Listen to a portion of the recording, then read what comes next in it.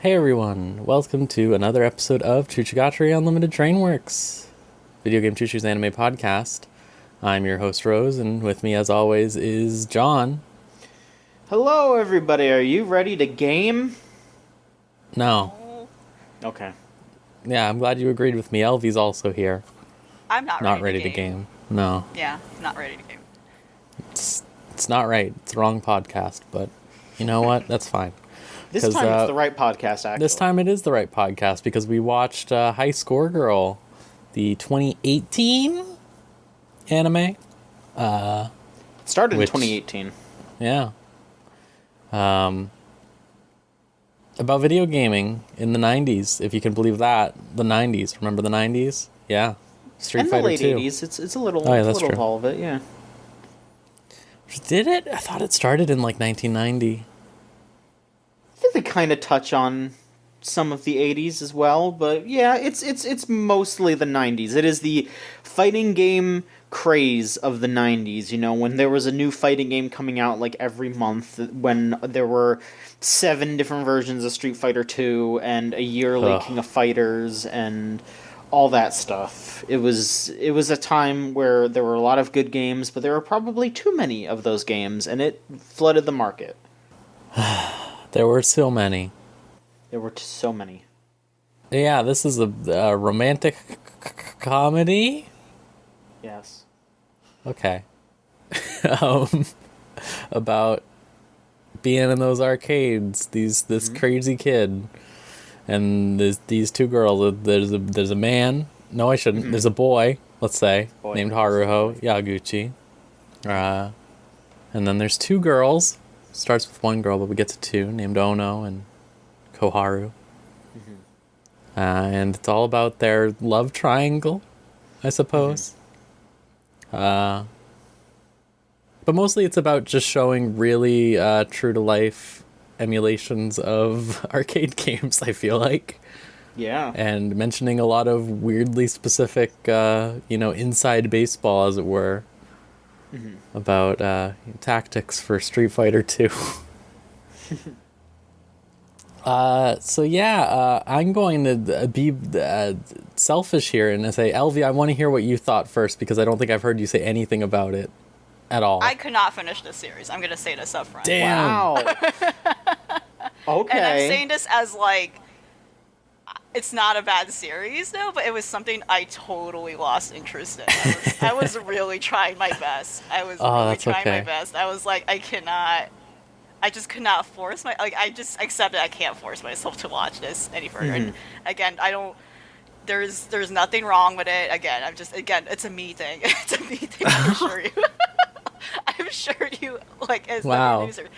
And it's just going, like, again, like you're talking about, kind of poking fun at it already and hinting at Rose, but like it's going so deep into a culture and topic that I'm not that knowledgeable of, neither have that much of like a personal response or reaction to, that it was just really hard to keep my interest up. And I felt like, there is this underlying story about like these kids and just dealing with like this like the world of kids, like in this weird perspective where like all the adults are kind of insane and like they're just struggling to get by, one kid, like Ono's like a rich girl and she feels like she's kind of sheltered and stuff, but she's not really expressing it, and she's kind of translating that through games. But that stuff's not really balanced as much as it's really just a show that's about like, here's like these references to things you might like if you do like this stuff, right? Like this is a show that would have, and again, not as an insult, but this is what this show is. This is something that would have shown on like G4 Tech TV on, in the 2000s, right? Yeah. Those are the code And I'm monkeys of surprised anime. It wasn't.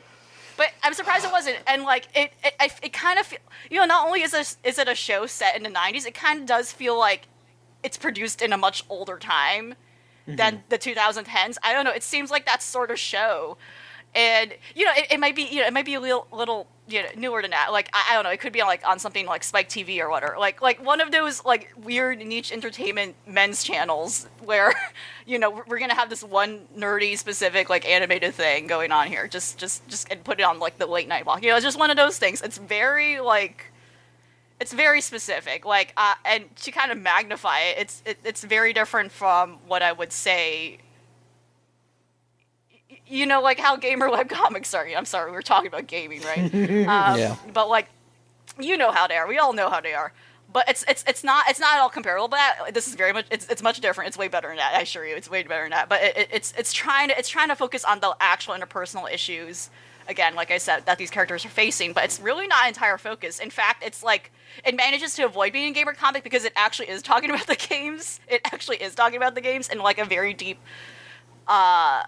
thorough way that would be very useful for, again, someone not like me, but someone who actually does play fighting games, or someone who actually is very familiar with the sorts of games they go into and probably grew up with. Like, this is clearly, like, the person who made this clearly, like, is into this. This is probably something super nostalgic for them, and this is probably something super personal, too, in a way. Maybe, like, they kind of have experienced these sort of things in their childhood, where they probably have met, like, girls like this, or even other guys, right? But, you know, besides the point, right, like, I could not really relate to the characters. I felt like they were very hyper exaggerated, but again, I think there's something to it where it's hyper magnified and exaggerated because we're seeing the perspective of these young kids, and the world around them is kind of nuts, and that's just how they see it. They're like very insular in their sort of interests in like the games they're playing. The thing I like about it is that I actually like how it looks. It's super weird looking. It's really weird looking. Like I definitely don't recall any other anime or like any show period that looks like that at that point in time, like 2007, 2008. Like, no, everything was starting to kind of look more streamlined at that point, and no one was really exploring like weird art styles then until like more recently. I think it even uses CG in a way that's much better than what a lot of anime does today. Like, I think it actually uses it in a very subtle, intelligent way where it's not jarring. Like, the moment I started recognizing, like, oh, this is a CG show, I didn't realize that. I didn't see it as jarring. I think it like just kind of naturally eases you in on how it looks, and so it's not something that's bothersome really. I think it matches how kind of like the art style is, and it's a kind of like weird, off-putting way. But yeah, like it was just not something that really stuck with me. That I just couldn't finish it. Really, I couldn't resonate with what was going on, because it was really just a show about, like, you know, we're going to showcase as much as this densely packed information as possible about a very specific thing, and it's just something that could like kind of wish, you know, it just kind of whooshed over my head, unfortunately. Like, you know, like it's something, it's really important for me, you know, as someone who writes for games, who plays different games, you know, like I should be like learning about this stuff, right? I should, and I definitely want to, but it's something I would not want to learn through an anime. Like, if I were to like want to learn about like cabinet culture, which I think is really cool, like I love learning about that stuff, or like learning about the hyper specific mechanics of Street Fighter 2, like I would not watch it through an anime series and like be tagged along through it, in which this also has a second season. I don't know what they do in the second season. Like, I don't know if they keep up the same like kind of format with that, but like it's just not, this is just not a format where I would want to learn these things, especially if they're trying to shoe in like these tiny stories too, and revolving around a cast of characters that I could not really like empathize with. I love the opening and ending, I could tell you that. Oh, yeah. Like, I think it's pretty awesome. Like, Etsuko Yakushimaru, she does the ending. She has done a lot of stuff with, like, you know, Tatami Galaxy, Moara Penguin Drum. She always does, like, these weird pop songs that sound very alien and weird. Yeah, like, and she kind of has That this, like, makes sense now. Yeah. So it kind of is very fitting, too, for, like, Ono, who's, like, this kind of, like, quiet girl who's kind of, you know, like, these girls who are, like, really weird, and it's kind of, I think they're meant to be kind of character songs in a way for those characters. But yeah, it's just something that did not ring well with me. Again, it doesn't mean that it's bad. It's just something that was not like a thumbs up for me, only because I just did not like the subject matter. But otherwise, I can see it being really awesome for someone else who probably like would resonate more strongly with what they were talking about and what they're exploring. A fun fact I learned is that I find it really funny that the manga got sued due to the use of like all the Yeah, I was just reading that on this page. Is weird to me. The anime outright shows video game footage. Like, that's interesting. Yeah, well, this was way before. They specifically didn't get permission from SNK, because like they showed off, you know, Capcom game, like they show off games from everywhere, but apparently for the manga they didn't get permission for SNK, but I guess after a while they settled it and they were able to show SNK stuff. But I guess that's probably why you don't see a lot of SNK games, at least not early on. You know, it's super focused on Street Fighter and other Capcom other games. stuff. But then he starts, mentioning, King of Fighters, and then like he plays on a Neo Geo CD, and there's like a pretty good joke where it's just showing him sitting there waiting for it to load, and then later on he's like, I have persevered in my patience because I had to sit there and wait for the Neo Geo CD to load. The thing that's fucked up here is that it says that fucking SNK Playmore sent the police to their fucking office or whatever to like grab manga, documents right? or whatever from the manga, and it's just like, hey, fucking what? If you ever believed copyright law for some reason wasn't insane, there you go. We gotta relinquish all this these comics because Get every single picture that has fucking Mai on there and get it out of there. Cop like going through every single page and having to like rip it out for like Delete that. to turn it to evidence. Like, what the hell? And it's completely useless to be mad at it because it's all like free advertising. It's all I know. them worshipping the games. It's just like, oh my god, King of Fighters '94. Oh, it's so good. Like fucking let them. Like what? No, you need the money. I guess you know what? Maybe actually, I don't know why they would have a beef with Square Enix. I was just thinking this. I was like, it makes sense for them to have a beef against another game company. But I was like, the one that never got into fighters. Actually, I don't know. Like, Urgi's God Bless the Ring is their big competitor. They fucking hated it in the 90s. Dissidia, yeah. And I mean, like, SNK's even, super chill with all the other fighting game people now. Like, Terry's showing up in fucking everything. It's like, they have no beef anymore, so I don't know. I mean, that was out back in 2018. Maybe they relaxed last year or something. I don't know. But yeah, it's a... I totally get where you're coming from, LV, because, this show is definitely not for, like, newbies to the, like, fighting game scene, I suppose. I think it was useful to have your opinion, though, as someone who, I wouldn't say I'm a big, like stream monster, or, like, I don't go to arcades to, like, sit there and play all the time, but I do like fighting games, and I do know, like, a good amount of them. So... a lot of this stuff is just like, oh yeah, no, like, this makes sense, this whole show is about, like, the fighting game boom. This is like, there was something big coming out every few months, and there was even small stuff coming out in between that, and, like, I think the problem is that the show is, like, kind of, I apologize, should it be my turn now? Yeah, go for it. On, is it okay? Okay. I think a problem with the show is that it's a bit watered down, and maybe it's okay in the manga, but it feels like it's a bit watered down on both ends, where I feel like the video games get in the way of the romance story, and the romance story gets in the way of the video games a lot. Like, there's not enough time for them to really go in depth with the games, and they also sometimes cut into the romance with games. I think there are times that they do balance it well. For example, one of the better spots I feel like was when Yaguchi and Ono both entered that Street Fighter tournament together. Yeah. I thought that was like a really well done bit. But I also feel like the part where Ono ran away and Yaguchi is, like, still having to, like, stop and comment on all the games that he's seeing while he's trying to find her. I'm like, come on, like, it's I feel too like perhaps one could say that as a metaphor for how gamer men treat their girlfriends. However, I mean, may I present this argument? Maybe, but I don't know. It was a bit much. So I guess. Oh, continue. Oh no, it's fine. I was just going to say that in my one experience of dating a gamer man, it was very much like that.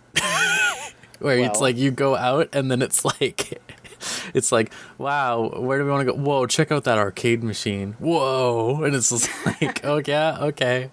I think like to add on to that, my other problem too is there are times where they just don't act, there are times where they consistently act like kids, and there's some other times where it's like, this sounds like a grown adult who's thinking like this, right? Like in that sort of sequence, like in particular, right? That doesn't, I thought that's kind of weird. Like it's not really consistent as to like what's yeah.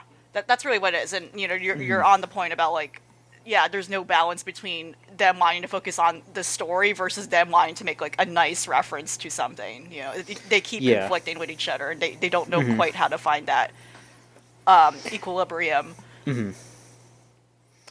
And I mean, I will say, Rose, I'm just thinking about how I would probably act on a date, and if I saw an arcade cabinet, and I would be excited about that. And you're probably right. Yeah, so. No, like that, like I feel like especially that age specifically, like where like like they're first year high school, second year high school or something around that. I think second year he has a job, so. I think it's first year when the first season drops off, and I guess we should be specific. It's because it's kind of weird how the show is set up on Netflix.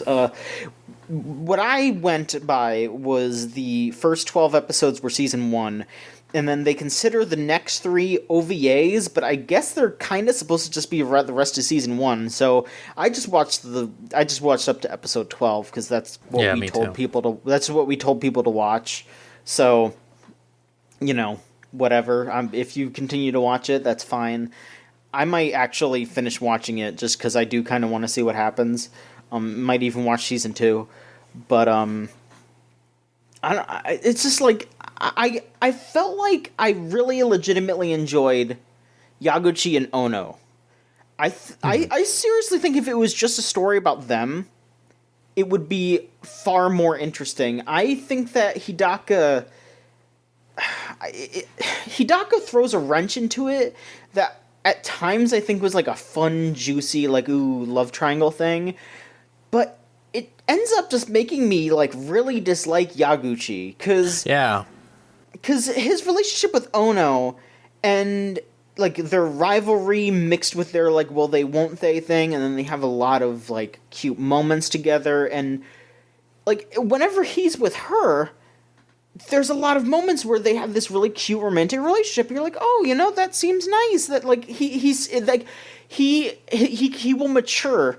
And he will learn because he wants to impress her. But then there's also like, he still improved even though they didn't go to the same high school. And, there's these moments of growth for him. And that is nice. But then they bring Hidaka in and he's just a piece of shit to her. Like, she pretty much, like, upends her tastes for him. She gets into games because he's so into it, and obviously she eventually kind of just gets into it herself, and she gets really good at it, and she just loves games. That's not a bad thing, but it's just like, God, she's like constant, like, and also, you don't have to be with somebody because they're interested in you, obviously, but just the fact that she's just, like, as nice as possible to him, and he's just constantly blowing her off. Like, she goes out and, like, gets Final Fight, and, obviously that was before she knew that Final Fight is a single-player game on Super Nintendo.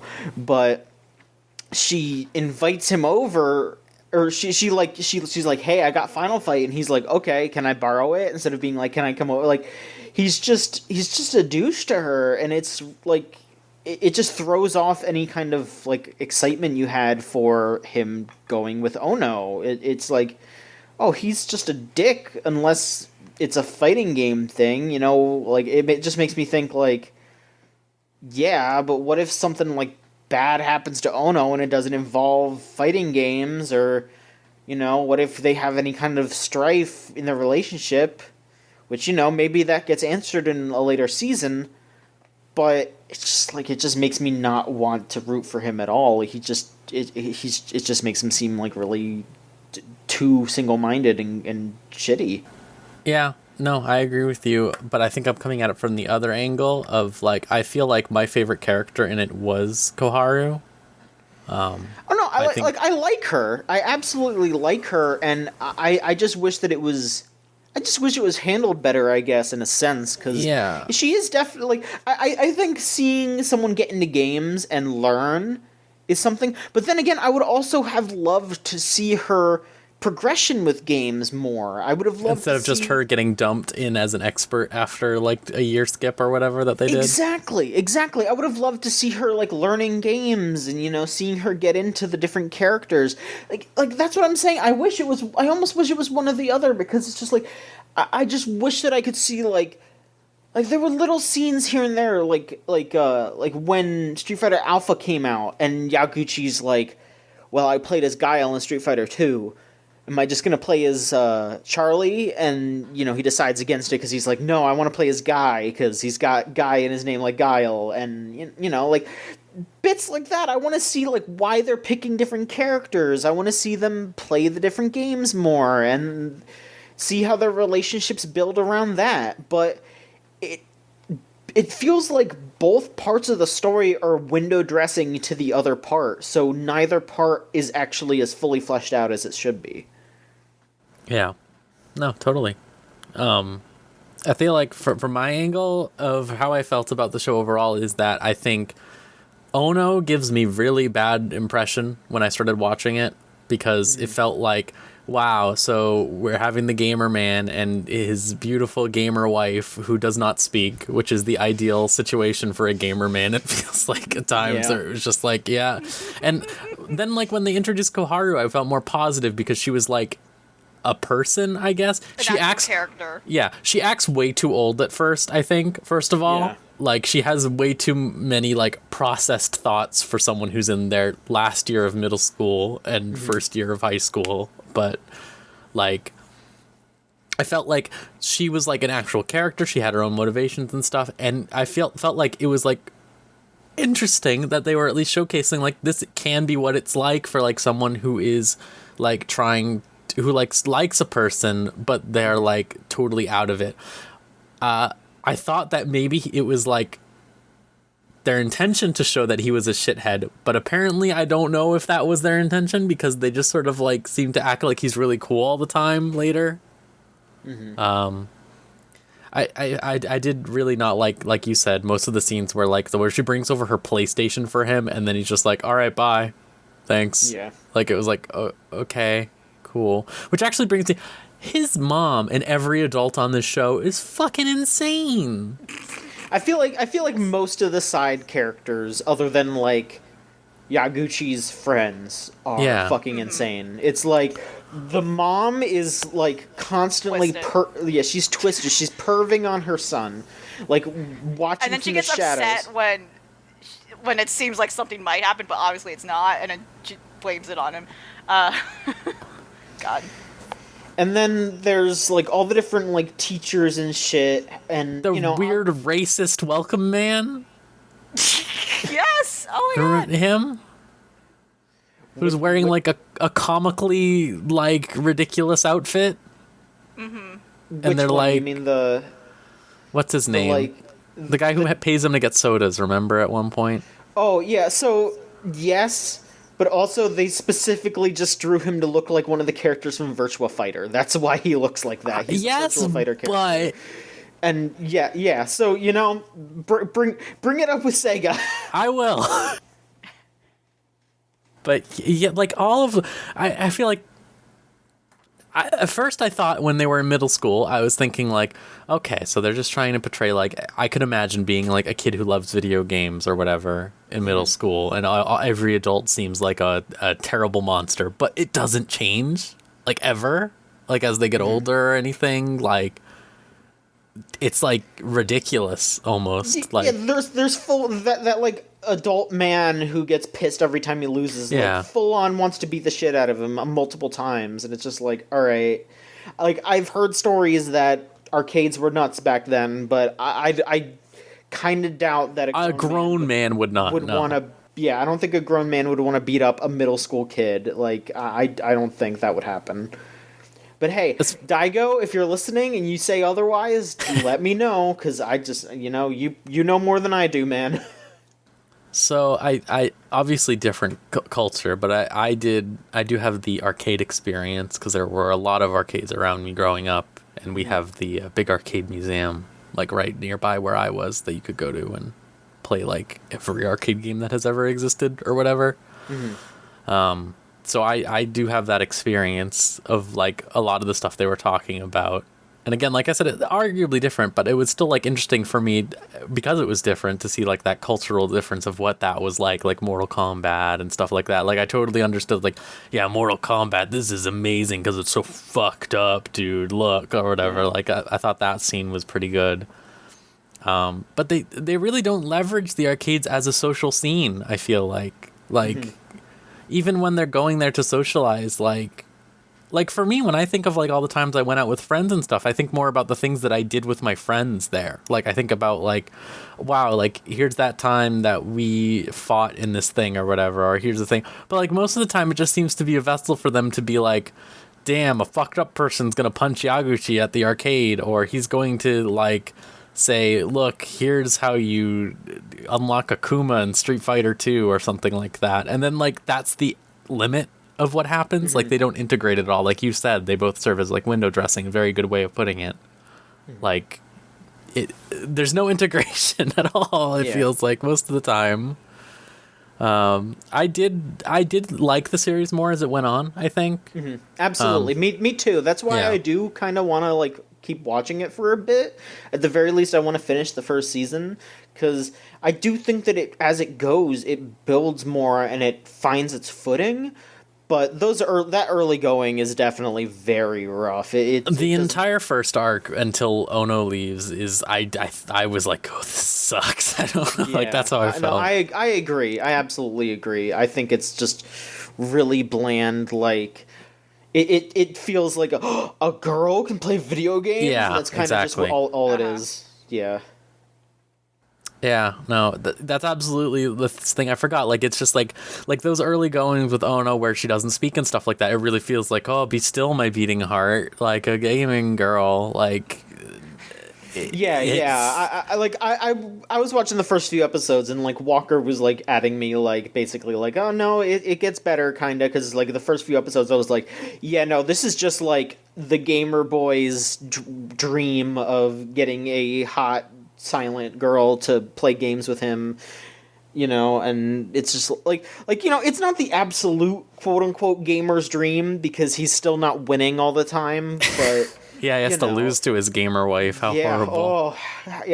What a nightmare it would be to have a girl be better than you at something. But no, it's just it definitely rubs you the wrong way until they move on, and then Hidaka comes back, and I still feel like her falling for him so quickly felt a little like gamer's dream, but you know it still feels more human, and then as time goes on it continues to like fill out, and the characters really grow and become more of actual characters as time goes on.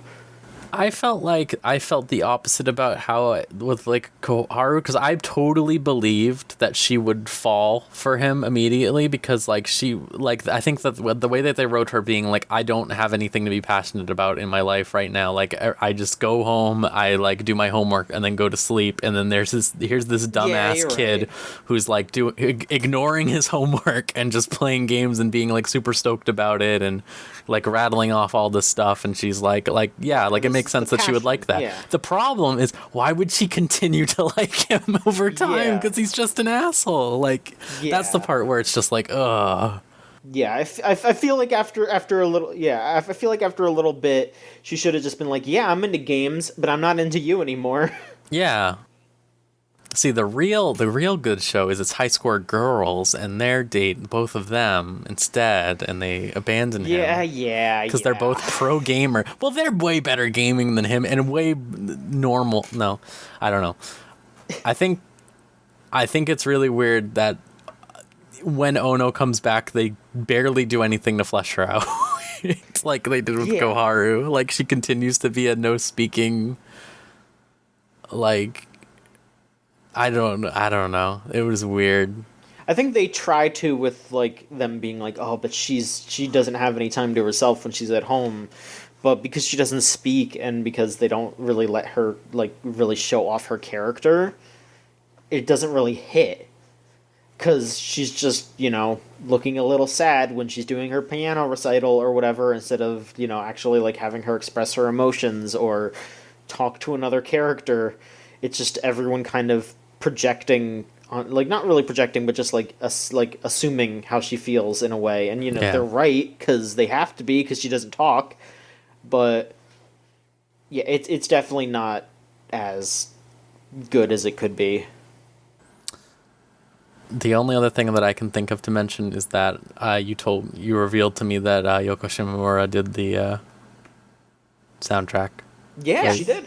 Yeah. And because I jokingly said, like, when I was on, like, episode 7, I said, all this sad music sounds like Kingdom Hearts. And, well, there you go. It was Kingdom Hearts. It was Kingdom Hearts. Because she did the Street Fighter 2 soundtrack, which is a good grab to do if you're making a show like this. Yeah. So that association makes sense. It's not. But it just sounds like Kingdom Hearts.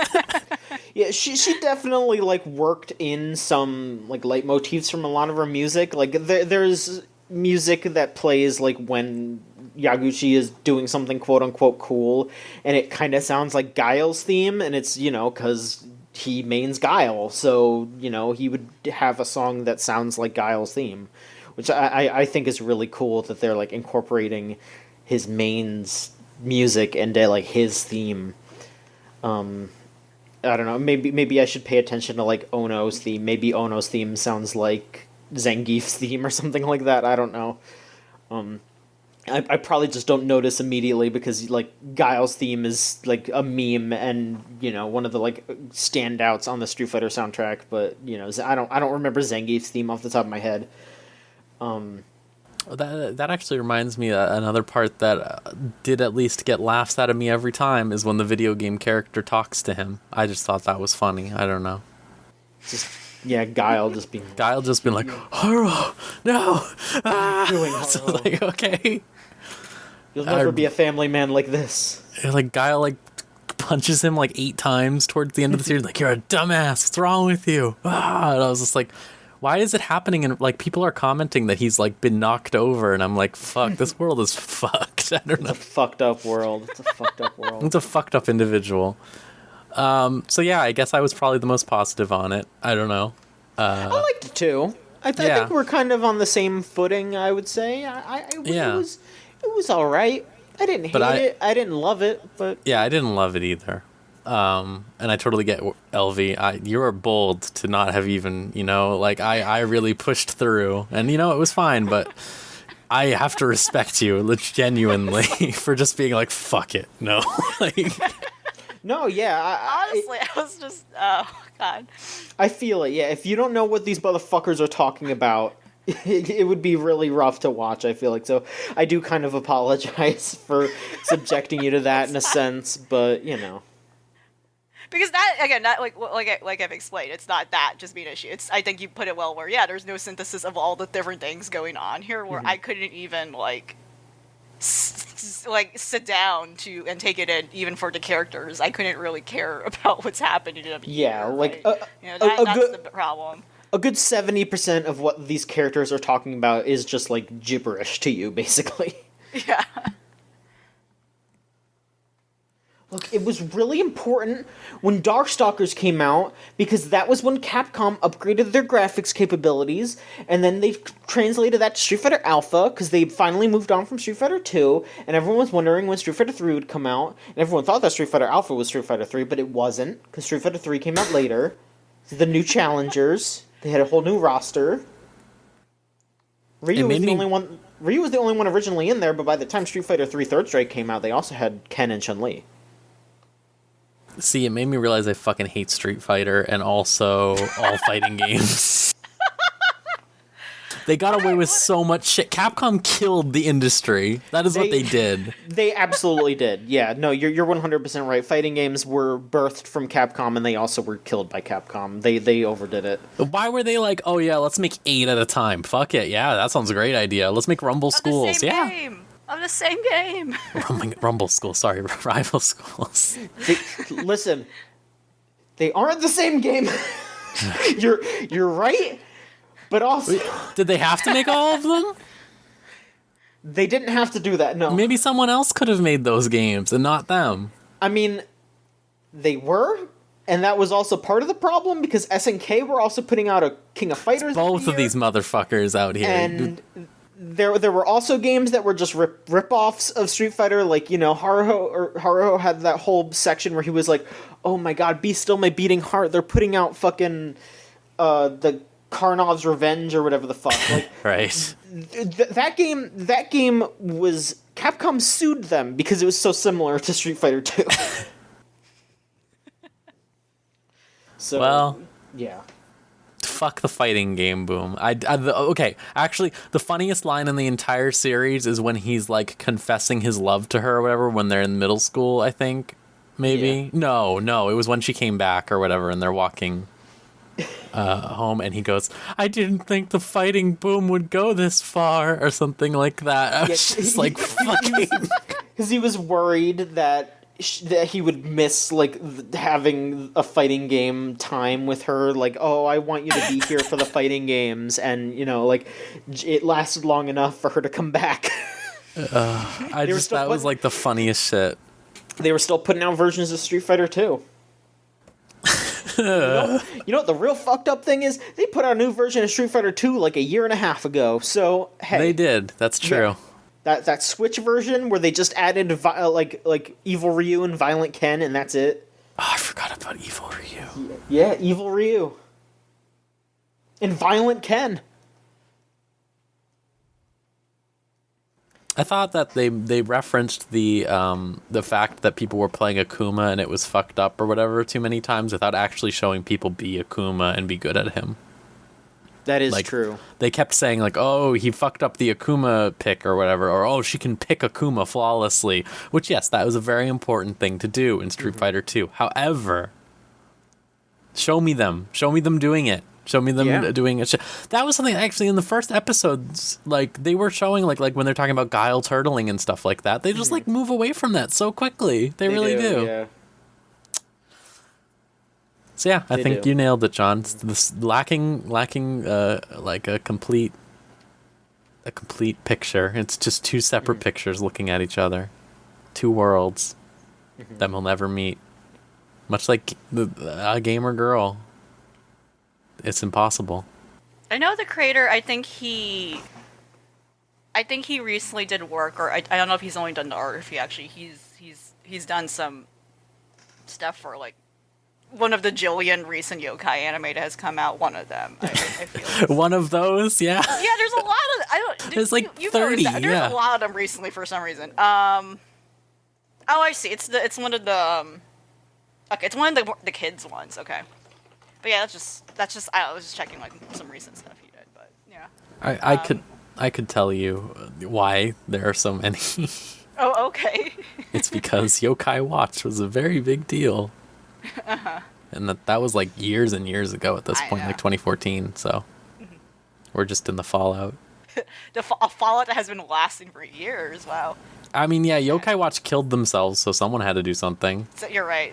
They're all trying to hop on and repair what has been broken. I don't know if you know anything about what happened to Yokai Watch, but it's really fucked up. There's more than like... So there's the games, right? Sell well, or no, it sold very well, and then they decided to shoot themselves for some reason, basically by... So, first of all, the thing that really killed them was they made this show called Yokai Watch Dark or something. I'm gonna look this up real quick. Is this part of the anime series, or is this some other separate thing? I don't remember what it's called. It was a different anime series that was in the future. Because they definitely, I think, localized one of the anime series here at least. Yeah, we got the good one. For a hot second. For kids, yeah. They still do. I've watched it all, don't worry. I'm a big Yokai Watch head, so. But, so in Japan, the thing that killed it was Yokai Watch Shadow Side, which is a sequel that takes place like 20 years in the future where everything's fucked up and they ruined all the designs and made them all like scary and stuff. They tried to make like an edgy version? Yeah, with like teens and stuff, and they're like fighting them all. And it's different characters. Yep. It's not like grown up. Oh, okay. And it's just like, nobody liked it. They canceled it like almost immediately and went back to the original Yokai Watch series. But then like the damage had been done. And then they decided to make another one that was like all the Yokai Watch the yokai, like Jibanyan and stuff, they humanized them and then made them into Kamen Riders. Uh-huh. And no one liked that either. So it felt like they were just why like... Why did they keep doing that? I don't know. Like, why wouldn't they stick to it, right? Because people liked the original because it's like the same thing as Pokemon, right? It's just like little buddy friends. I think what's questionable about it is that, like, why did they decide to do all this experimentation when the main original series is still something consistently proven to have been popular, followed? Yeah. Right? Yeah. I don't know. It's not even like they took time to be like, oh yeah, let's make a grown-up version because our audience, our main kids' audience. Yeah, like, no. probably, they didn't do that. It sounded like they did it all at once, and Yeah, that's very conflicting. Part of the problem too was that they took so long between the second and third games. Like I think, like Yokai Watch 2 was like in 2014 or something, and then instead of coming out the next year like a Pokemon game would, they took 2 years off. Oh yeah, that's their competition. So. And even worse, localized, they took 3 years to localize it. So yeah. Yeah, that's the Yokai Watch line for you. I'm sorry. It's very sad. The third game's really funny because they have the Y files as half the game, which is Murder and Cucky, I think, is what they call the Mulder and Scully characters. And they're just going around doing like American yokai or whatever equivalents. Yeah, that was pretty good. Yokai Watch is good. The TV show is really good because it's like this weird comedy thing that's like, I don't know. It's very enjoyable. That's all I'll say. I mean, are they still producing games, or are they still? They just made 4, yeah. Like a few months ago. 4 came out, I think. Which that might have been the big killer too. Is after 3, they took 4 years to make 4. Oh shit. Okay, that's it. I don't know. I saw Shadowside and I was like, this is terrible. That's the Yokai Watch Minute. I'm not dedicating any more time to Yokai Watch. I'm sorry. Yokai Watch Minute on... Yeah. On a watch, yeah. No. I don't know. Like, if your kids... Yeah, I mean, if you look at other, like, anime franchises that their demographic is kids, yeah, you can't just take breaks. You gotta keep going. Yeah. Babies are gonna become adults in, like, 2 weeks. You don't wanna... like, waste time. Yeah, so I feel like that must have been their goal with the Shadowside thing, right? Is they were like, oh, well, the kids who started watching Yokai Watch are now teens, and teens love edgy things. And I hate to break it to y'all, but teens also like cute things still. Like, I still played Pokemon when I was a teen, and it wasn't because Pokemon was edgy. That's unfortunate. No, but yeah, okay, yeah. It wasn't Cartoon Network that had Yokai. It was Disney Disney XD. Yeah. Which is also a weird place to have anime license. They have a few. Yeah. I forget what else they have, but they had like fuck. They might have had Naruto at some point. Oh god, Shippuden? They did have it, I think, for a brief second. They did have it for a brief moment before Cartoon Network. Before Toonami, they brought Toonami back. Adult Swim. I think they also had Pokemon for a bit. Yeah. They did. Yeah. They definitely aired the Pokemon movies for a hot second, I think, for some reason on like Disney Networks. They were definitely showing the show on there as well. I don't know if they have started to do that on Cartoon Network again or whatever. Well, yeah, all right, enough of Yokai Watch. Yeah. Okay. In memoriam. Yeah. Rest in peace. We do have one question about High Score Girl. And it's just, besides the off-putting nostalgia, what exactly is the appeal of High Score Girl? From Anonymous. Damn. Yeah, oof. I don't know. I mean, I think that is kind of what we boiled it down to, is that there isn't really enough appeal if you don't know all these things, you know? It's very much a fan servicey, do you remember being in this era sort of deal. Like, I feel like a lot of the people that I saw talking about the show when it came out were just big fighting game fans, you know? Like, I just remember, you know, like, I follow, like, people that work at fighting game places. Like, I remember, like, Jabali and Markman, like, talking on Twitter, like, hey, I'm watching that High Score Girl, you know, it makes me remember being a kid back then. Because, yeah, that's what it is. It's for them. It's for, hey, I was a kid in the 90s. I went to the arcades. I played fighting games. I was excited to get the home version, you know, like, it was that. And, yeah, I mean, I didn't grow up with that, you know, like, when I was a kid during the late 90s and early 2000s, and that was when fighting games were dead. And, you know, like, I could play some of them on PlayStation, but I wasn't playing that. I was playing, like, RPGs and, you know, like Spyro and all that. So, you know, fighting games are more of a recent thing, but I can still, like, respect the classics. But also, I respect the classics by, like, playing them on Fightcade or on, like, you know, the Switch online, or the Switch, like, thing where you just buy Garou for $7 or whatever. You know, it's just, like, you know, I don't play at the arcade, so I don't know. It's definitely a different time period thing, but yeah, I mean, it's also like a romantic comedy thing at the same time. But if you don't think, if you can't get into the characters, which again, I don't blame you, because the main boy is kind of a dick to one of the girls, and one of the girls doesn't talk, so yeah, it's a weird thing. I still feel positive about it, but I also 100% get it if you walked away from it like LV, who was just kind of like, I don't know what the hell, or for some people that were just like, I fucking hate it. You know what, the worst thing about this show actually is the fucking girl with the pink hair that exists in several animes. I said it was like the female version of Mineta. I'm sick of this. What is the origin point for that? Like, they make this hyper horny, like, woman who they make her look like as horrible as possible. And it's like, haha, isn't this a funny? It's bad. It's not funny. It's never funny. It's actively bad. Yeah, it was actively horrible. Appeal-wise, I don't know. It wasn't that's for sure. Yeah, no. Oh, we did just get a question that is kind of, sort of similar to this, about High Score Girl, so I'll just ask it now. Anonymous asks, what is your favorite example of a video game inside of an anime? Also, why do so many anime about being inside of a video game take place in video games that could never be real? That is so true. What, like Sword Art Online? Like, sure.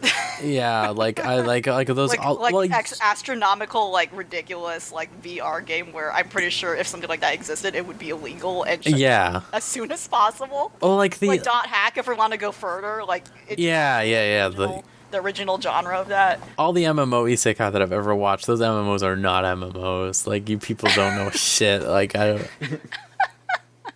Like, yeah, especially today, I'm pretty sure pretty quickly people would, like, you know, if we can't depend on, like, authorities, I think, like, the average person, like a good coalitions of people would rise up and be like, this is fucked up. Someone's gonna be out there, like, try to shut it down or something. I don't know. If it's killing people or putting people in comas. I don't... So the question really is just about, like... Like a real video game, like that was referenced in the show. Maybe, I guess it could be that. Yeah, that's probably what they mean. Yeah, I like when Fafnir plays Dark Souls in Dragon Maid. I agree. That was good as hell. Oh yeah. Good example of a game. Yeah, whenever video games are referenced, they're usually fictionalized. There you go. Again, the whole thing about High Score Girl being sued. I mean, well, not police raiding the artist. Listen, that, like, if that could get that bad in Japan, I wouldn't be surprised if not many of them are, like, want to outright reference that. But so most of the time, the ones I'm thinking of, they're all, like, fictional games. Well, I guess, like, you could probably just say that. That's probably fine. I think this question is vague enough. We can get away with whatever we want to this person. I mean, I gotta think. There's some good gamer anime. What about gamers? That show was okay. Wow. It frustrated me after a while because I wish people would just talk to each other, but that's how it is. I don't know. I don't have too much to say, but yeah, I don't know. There are just a lot of anime that take place in fucked up realms, and it's an attempt to get the geeks and gamers into it. It's to be like, hey, video games. Well, this world is like a video game, except way cooler. But it's also evil. I like in Log Horizon when they exploit the tax system of their world. Again, an irony given the man himself who wrote it, but... He's free now, right? Yeah, he's free now. God bless. All right, But- well, I think that does it. Yeah. Remember in Erased when like them constantly mentioning Dragon Quest definitely was with dates the that? time period Yeah. that took place in. Is he keeps thinking about Dragon Quest, and I thought that was weird. I feel like that was one of the flaws of that show, where like I think going back to what I think my original opinion was too, where there were just certain things not developed well. In such a way that was enough for me to kind of resonate with what's going on. But like I think that was one of them, especially like towards again, spoilers if someone has still not seen it, because it was one of our anime picks we saw, right? But like towards the ending, and he like changes his life, and like he's choosing his new career. There's a whole thing that I think was not properly contextualized in the anime that I read further on. Like that's actually explained. Like it's because of Dragon Quest that he's inspired to move to a creative career. That's why. And they don't really like touch upon that again in this anime, but okay, that's apparently a big deal. Like Dragon Quest actually was supposed to be a more reference thing throughout it. So oh no, I can think of like a good game reference. It was very brief. I just remember it being like a weird like it was in Oh Savage Maidens when one of the girls who they kind of subtly reveal that she's gay. Oh, right. And she's playing Street Fighter, and they like zoom in on like Chun-Li's legs. I forgot about that. Fuck, I forgot about reason, that. that is like that is kind of like a bit like I don't know. It's like, oh yeah, she thinks this woman's hot, so she's gay. Like I don't know. I don't. Oh, listen, I get it. Okay, I mean, but like Chun-Li has amazing legs, yeah. But, Yeah. like, yeah, I just remember that just now, all of a sudden. But God, I forgot. and that's the about only that. time in that whole series they show like a clip of like real footage of like a game, and nowhere else. That was just a very jarring thing. But yeah. It's wild. All right, that's everything. Mm-hmm. All right, time for the real show. Just kidding. That was the real show. Now we're in the fake show. This is the fake show now. Oh shoot. Pretty much, yeah. Yeah. So let's start. Let's see. What's a fake thing to talk about? Fire Force. LV, how's Fire Force? Oh lord, I'm back on this Fire Force bullshit. Yeah, Fire Force is, I think, one of the first series that is now entering the new season. I think a lot of them still haven't started until next week. That's not weird. I mean, a lot of them will not start until next week. There you go. That's what I mean. Wrong tense. But I was really surprised by this. Okay, so, like, when I initially first saw Fire Force, the first season, like, again, it was one of those things where, like, oh, wow, the first episode's so good. Like, wow, this is, like, really impressive. The action's well animated. Like, I'm into this. Like, what the fuck? People are just exploding and turning to demons. I love this. And then, like, it just constantly has, like, a back and forth issue of, wow, this is cool, but also, why is it so sexist? Or, wow, like, this is, like, interesting, but why is the pacing so weird and fucked up? I'm very shocked by how they're opening up the second episode, which is actually an adaptation of something that happens earlier on from what I'm reading in the manga. Like, it doesn't actually happen in the arc that they're about to enter, which is, like, you know, this shit's getting more real than it was, basically, to sum it up. But this is, like, a weird, like, light-hearted filler, not really filler because that is canon, but, like, light-hearted chapter where the characters are just chilling, and normally when a second season open up, they're kind of continuing from where they left off, and they're not doing that here. They're just like, oh, we're gonna take a break from all that. We're gonna open up the second season with something very lighthearted, and literally our main characters are just like relaxing on a shopping trip outside eating ice cream. It's kind of nice. Nothing bad happens to the girls. There's no fan service in this, but there's a different kind of fan service later on, as I'll go into, which is kind of like a big problem the show has. There's clearly like an issue with the double standard fan service, despite the fact this is a show about like muscly men who are firefighters. Like, what is going on here? Like, listen, there is like a huge market that they're missing out here. But yeah, they're just chilling. They're going shopping, and like some of the girls are like, "Oh yeah, let's."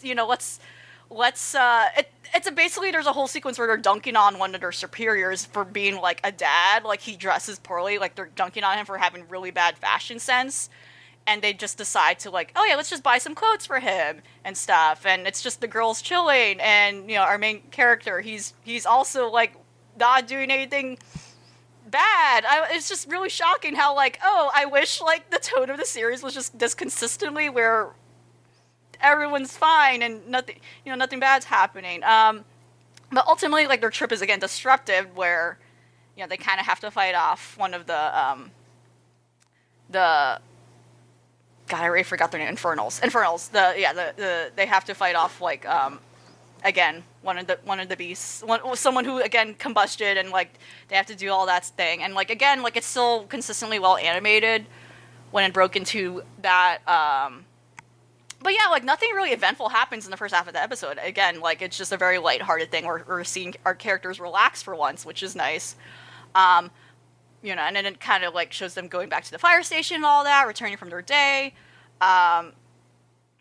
What's really most important about this second episode, I mean this episode, is the second half, which again I'm really shocked by, and I hope this is maybe something that's a little more addressed in terms of the issues of the double standards when it comes to the fan service of the show. But they literally canonically outright say that yes, all the firefighters, like all of us, every Fire Force company, they put together a hot firefighters calendar that they sell to the public. Like canonically, they do that. They sell like a hot firefighters men calendar to the public in order to appeal to like getting like just to boost up their reputation and to get like funds and support from the public about like what they're doing. And I'm like, what? And like they showed a calendar and it's just the male characters, and I'm like, wow, that's very fun. Like they don't actually show like anything having to do with female, like any of the women being subject to the fan service at all in this entire episode. And they literally go in, they just show like the guys being shirtless like through like a montage, and it's just that's literally the episode. The episode literally was just to say, we have like a hot firefighters men calendar. That's it. Like that's the opening of Fire Force season 2. That's it. Nothing happens plot wise. Damn. Yeah, I was like, okay, and I literally was thinking, like, was this an apology episode for? They heard you. They like, listened. Like, finally, all right. Yeah, like, all right. That's what I'm saying. Like, this is a show. Like, the stereotype of like a hot firefighter man is like there. It's like it's there, and they're not doing it. Like, I understand. But yeah, I don't know. I feel like this is not gonna be like equally spread out throughout the rest of the series, but we'll see. But yeah, it's apparent that, I don't know, the opening was kind of like a Naruto opening. We're gonna throw in all these new characters, and I don't know who any of them are. That's what it looked like. And yeah, other than that, there was really no real development in this episode. Just to say that it purely was like a fan service episode. So yeah, I was. It's a quality. Off guard by that. It was pretty good. Yeah. Again, I can't say if that will apply for the rest of the series. So, Well, at least they said that, did that, I guess. I like. Yeah, I was like, I think that's extremely funny, given like how that was like really was your core complaint. Like over the last season of watching it was just like, damn, this is really uncomfortable. And it's really weird, I think, because in general, like, it does feel like that stereotype would be the thing, right? That would be the thing to do if you're making a firefight show, is just sexy men. You'd almost think it would be like a free thing, right? Like, literally, that's what Premiere is. Yeah, Kind of like,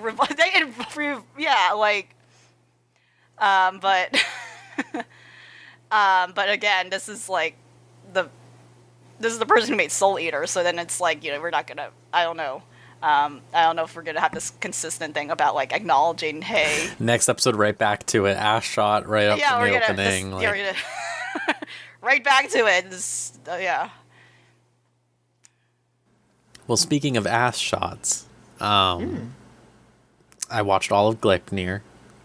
Oh no.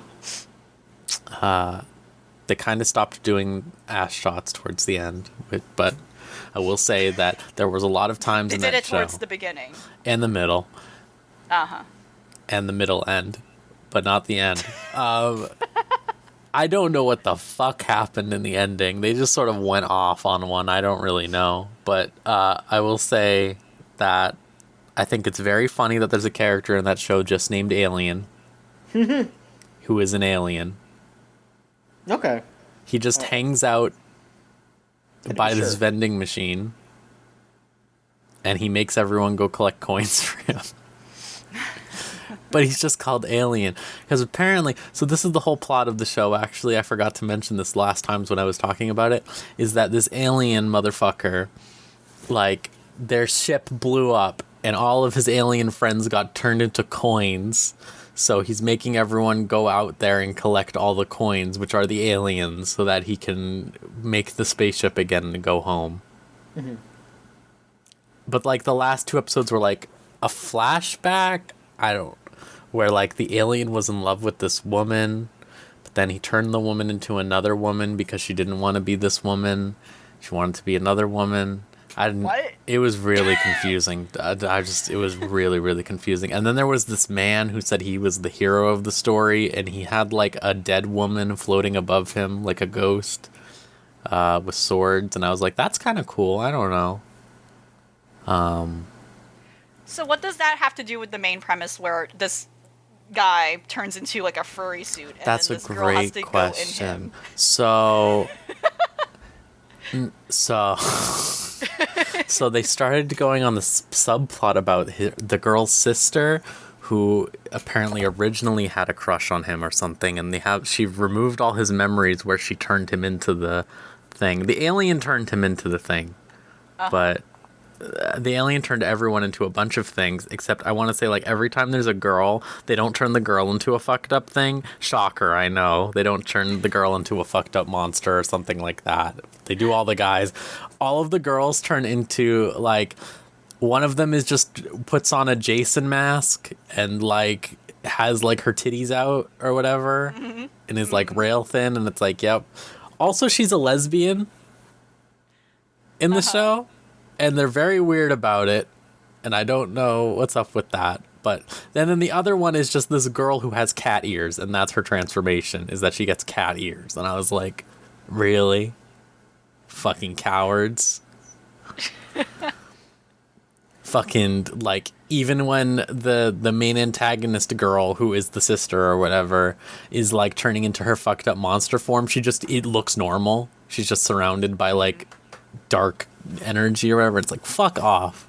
Humph. So why did the alien just like freak out and turn everyone into these things if the alien just wants to get the coins? He says, I'll grant you a wish or whatever if you get me the coins. And they say okay, and then they get transformed or whatever into something that matches them, in quotation marks, because I don't fucking believe that for a second, but okay. Because the cat ear girl loves animals and wants to be a veterinarian or whatever, so that's why she gets cat ears. Okay, So whatever. she turns into a cat girl? Yes. Okay. But that doesn't track ever, actually, because it's like, oh yeah, like this one dude who hates fighting turns into a giant fighting monster, and it's like, okay, that doesn't seem like it makes sense. You'd think his ability would be to avoid fighting or something, right? Like, no. This one dude his head turns into a camera. Oh shit. He won't believe it, but he's a pervert. Uh-oh. Oh. Uh-oh. Yeah, it's very clearly an ecchi show. I just want to say that all the way to the end. Like it's like the ass shots are unreal. Like there was a scene where they were legitimately talking about this girl's like dead family or something, and she was like, "It was horrible. They all died in front of me. I watched the blood flip, blah blah blah." And they're doing it from the perspective of like right underneath where her skirt ends, and you can see like her whole ass. Like it was like, this is what we're doing. This is what we're doing. This is what we're doing right now. Okay, like. And like the last 2 episodes were the weird flashbacks that had nothing to do with anything. And it was sort of like, was this show supposed to end like 2 episodes ago? Because they had like a big climax and then they just stopped. Which I found out is because the show actually did go all the way up to the point that the manga is at, apparently. So they really did just run out of stuff. But you'd think they would have been smarter with their pacing then if they knew, like, oh, this is a good stopping point, you know? Anyways, that was it wasn't the worst thing I've ever seen. That's what I'm gonna say. The earlier episodes were not great, but like I appreciated how absurd it was at times. But it is a very cowardly show, just like any ecchi show.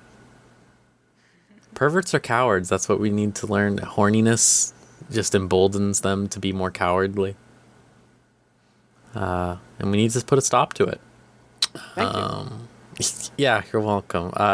John, do you want to talk about your pre-cures? Speaking of things that you never want to stop, actually. The opposite. It's back! So, yeah, Precure's back.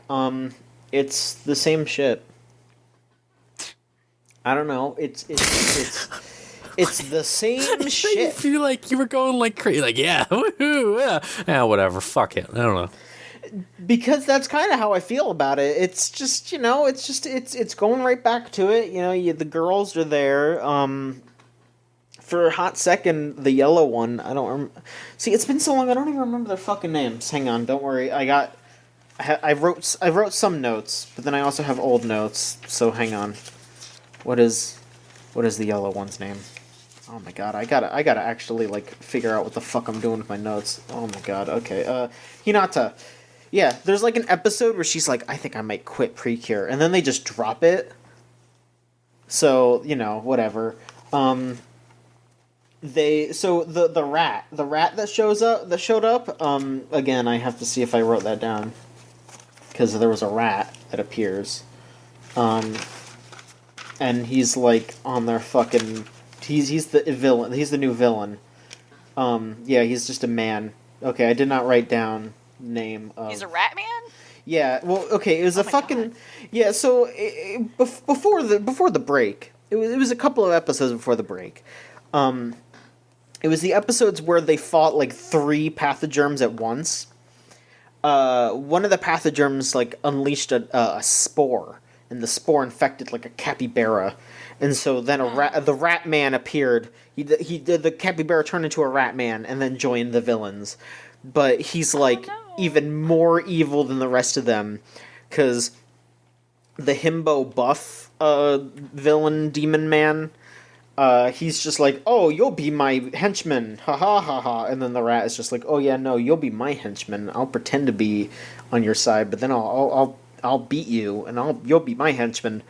So they do that, and so they steal a fucking drone. That's what the pathogerm infects in that episode, is a drone, and it just like it creates static electricity across the city, and everyone is just like mildly inconvenienced because they can't touch metal things. I think it was kind of funny because like some grandmas were like locked out of their house, and I think Hinata's sister was stuck in her car because she couldn't touch the door. It's all kind of funny. Because I'm just imagining someone eventually just being like, look, just get some gloves. Like, what are you doing? But, yeah, they stopped that pathogerm. But something I guess I should mention is that Precure's on Crunchyroll now. And with that comes a new translation. And let me tell you, it fucking sucks. It's legit bad. I think that the thing that I just need to point out, because Everything else is like, whatever. They don't translate pathogerms. They just call them the Bioen, because that's what they are in Japanese. It's like, come on.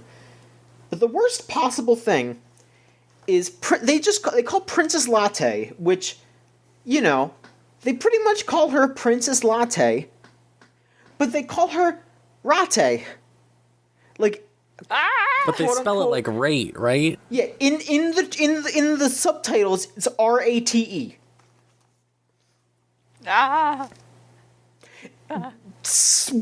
What? Yeah. I don't think it's my place to say if it is, but it feels kind of racist. I think it's just bad transliteration. It's a bad It's a bad translation no matter what. But holy shit. What a dumb thing. It's just latte.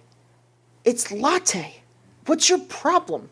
I'm sitting here if I am going to defend the sick dog over that's how bad it is. Anyway, the dog was sick for a good long while in that episode. In the next episode, the dog is barely sick. Like, there was one shot of the dog being sick. I had nothing to post on the Twitter. It was depressing. Oh, gosh. It's a long, long time window. It was, but at least we're back, and I'll be, updating the Twitter, making sure everything's getting posted. It's going to be a good time. I don't know. It was the next episode. They went to a festival, and they ate a lot, and I don't know. The pathogerm infected a fan. Like a fan. Like one of those like handheld. You know when you go to the Disney World, and they got those handheld like electric fans that you just stick at your face. Yeah, one of those. It's no good. Yeah, they fought that. And that was pretty much it. I don't know. Nothing's really happening in these episodes, and I'm waiting because apparently the end of that episode though, they were like, there was a precure before you in this town, and she was the partner of the queen dog, Latte's mom. I don't remember her name, but that was her partner. So we're gonna figure out what the hell is going on with that maybe soon. And I think that'll be Precure Earth. I think that's the full-grown lady. I don't know, maybe she'll join their team and they'll just have like a fucking grown woman hanging out with them all the time because they don't know when the pathogerms are going to show up. They're going to have to like call up the fucking full-grown adult woman to show up and help out. Mom. Yeah. I don't know. But yeah, that's Precure. I'm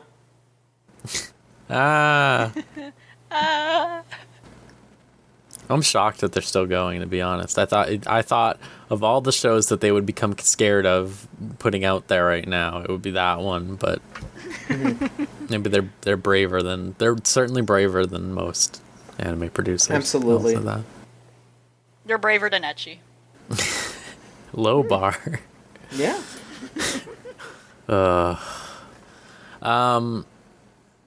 I don't know what just happened. LV, I also watched God of High School. What did you think about that shit? I thought it was pretty good. Yeah, I agree. It's a really good, strong first episode. Really positive first impression about it. Yeah, so it's basically about... So this is not something contextualized in the first episode. I don't think it's a spoiler. I'm pretty sure this is like the setting where you're supposed to notice coming in, but this is another show, part of Crunchyroll's original quote unquote production lineup where they licensed out this Korean webtoon to adapt into an anime. And Tower of God was the one from the last season which ended, and now God of High School, they both have God in the name, kind of confusing. God of High School is the one for this upcoming season, which actually just started. And the first episode came out. And this one's similar to Tower of God. It revolves around tournament, but it's more like of a straightforward shonen in a way that I feel like it's going to be like I have less familiarity with this compared to Tower of God. Tower of God I actually have read a bit of the webtoon. This one I have not at all. So I like went into this like no knowledge of what's going on, and like yeah, I'm really impressed by it. I really want to see more of it. Yeah, there's basically some sort of tournament going on sponsored by like some insane, like obviously evil corporation, but I guess everyone's just gonna chill with it, sure. Uh, and it seems like it's something that's been going on regularly, annually, I guess. I don't know how often, but they don't say this up front. From what I read a little of the background, unfortunately, I got some spoiled some things, but I don't think this is spoiled. But like the world takes place in which, it's taken a lot from Korean mythology too, where there, we're on Earth, so like everyone here is like mortal, whatever. But I think some people are blessed in some way with some sort of like heavenly divine powers in ways to also kind of explain how they're able to do certain things, like superpowered strength or like just really good physical prowess in some way. There's also a realm where I think like mythical creatures live, so that like actually physically exist, and then there's also the heavenly realm where like the gods are there, the gods exist and whatnot. So the focus on the first episode is entirely just Earth. They're not really suggesting any of that yet, but like, and it kind of just jumps into like a preview of like this tournament where like these three, I guess, high school kids who are friends, they kind of jump in, and it kind of starts off with this insane like high-speed chase in which our main character, who's kind of like a very, stereotypical shonen here in a way, his name is Jin Mori, who, he sees like an old lady get like robbed, and he does not know this old lady at all. He inserts into his head that she has some sort of sad backstory. Like I thought that sequence was really good, where he's just kind of channeling his head like, oh my gosh, no, this lady needs these things for like her dying family member, whatever. I gotta go help her. And it kind of skyrockets into this really good like high speed chase sequence in which he ends up running into his two other friends, where they're kind of trying to stop this guy who has stolen this thing. The main female protagonist, they introduce her by the fact that she's kind of like gawking at these like muscly dudes, and like we are just like subjected to this shot of just like muscle cleavage for like a good hot second, and she's just staring at them. It's pretty good. And that's like literally our introduction of the female main protagonist. But likewise, she kicks ass too. Like they all kick ass. And that's, and like, that was a really good, like, introductory sequence, I think, of these three characters, where they're all, like, we kind of have, like a good first impression of, like, where they all are at, and they're, like, all apparently capable of just, like, martial arts in some way, or, like, some, like, insane, like, fighting style. But then it just kind of jumps into, like, this beginning of this tournament, where they're all entering. And there's a whole thing where, like, they're saying, anyone who enters, to know, we're going to have, like, a health point system, to kind of, like, know, like, in the game, where everyone has to wear this bracelet, and the bracelet inserts nanomachines in your blood, so it, like, shows your HP on the bracelet. Doesn't fucking make sense, but sure. And I don't know if that's ever going to be explained ever. But anyway, another symptom of an obviously evil corporation hosting this tournament. Cool, but no one's really questioning that. Sure. And yeah, like it just jumps right into it. It just jumps right into it, and then it kind of like leaves a cliffhanger as to like what the results are with our main character Jin Mori, like where they end up releasing one of like I guess the veteran fighters or like one of the more experienced past winners, and they even say like, oh yeah, he's like actually disadvantaged right now. So but then for all of you guys, all you newbies to like move forward, you have to kind of like deal with him and all that, and it kind of just ends on that note. And yeah, it's really impressive, and like it's the creator outright says, yeah, I was very inspired by Dragon Ball. I was very inspired by Dragon Ball Z, and like the moment I like went into this as a Dragon Ball fan, like I felt it. Like I didn't even know that information beforehand, but you can obviously feel it. I think like even the main character, he explicitly is like another like Sun Wukong inspired character, like the Korean version of it. Nonetheless, like it's very obvious when you look at his design too. It's like, oh yeah, Goku here, of course. They all look the same for some reason. I don't know if there will ever be like a more like. Is there ever a female Sun Wukong? I wonder that, because we had like female Oda Nobunaga. Throughout history, we had like female versions of like we had horny female versions of like all these like historical figures, but we never had like anyone dare to be brave to do like. Probably. She probably exists, but like, I don't know. Is there one in Smite? I don't know. I'm trying to think. Oh, interesting. Because they all kind of are like that same Goku template. I don't know. I feel like they don't. I feel like since Dragon Ball, no one knows how to like approach that story, like that Journey to the West since, unless you're really going for like a traditionalist, more accurate adaptation of it. But Fate has Sanzang, in there. Oh, okay. And Okay. she's always talking about the damn monkey, but she seems to be saying that, like, in that it is a man, because I guess Fate got cowardly there for some reason. Yet Da Vinci's like a woman. Oh yeah, Moment. Da Vinci Okay, well is. that actually read up on like he's supposed to look like, or she, I don't know. She's supposed to look like the Mona Lisa. Is that correct? Yes, you see, Da Vinci in Fate Go is actually canonically trans. Oh, interesting. Yeah, and not just one of the "we made King Arthur a girl" thing. We made all 80 King Arthurs. Yeah. Okay, that's Except for interesting. one That's of them. interesting. That makes a lot of sense then. Okay, I can see. Okay, but yeah, this show is really good. Like, I'm really impressed by it. Very excited. And like, you know, I wrote here, this is like what Dragon Ball could be if Toei was not Cowboys. The animation, yeah. Like, it's really refreshing.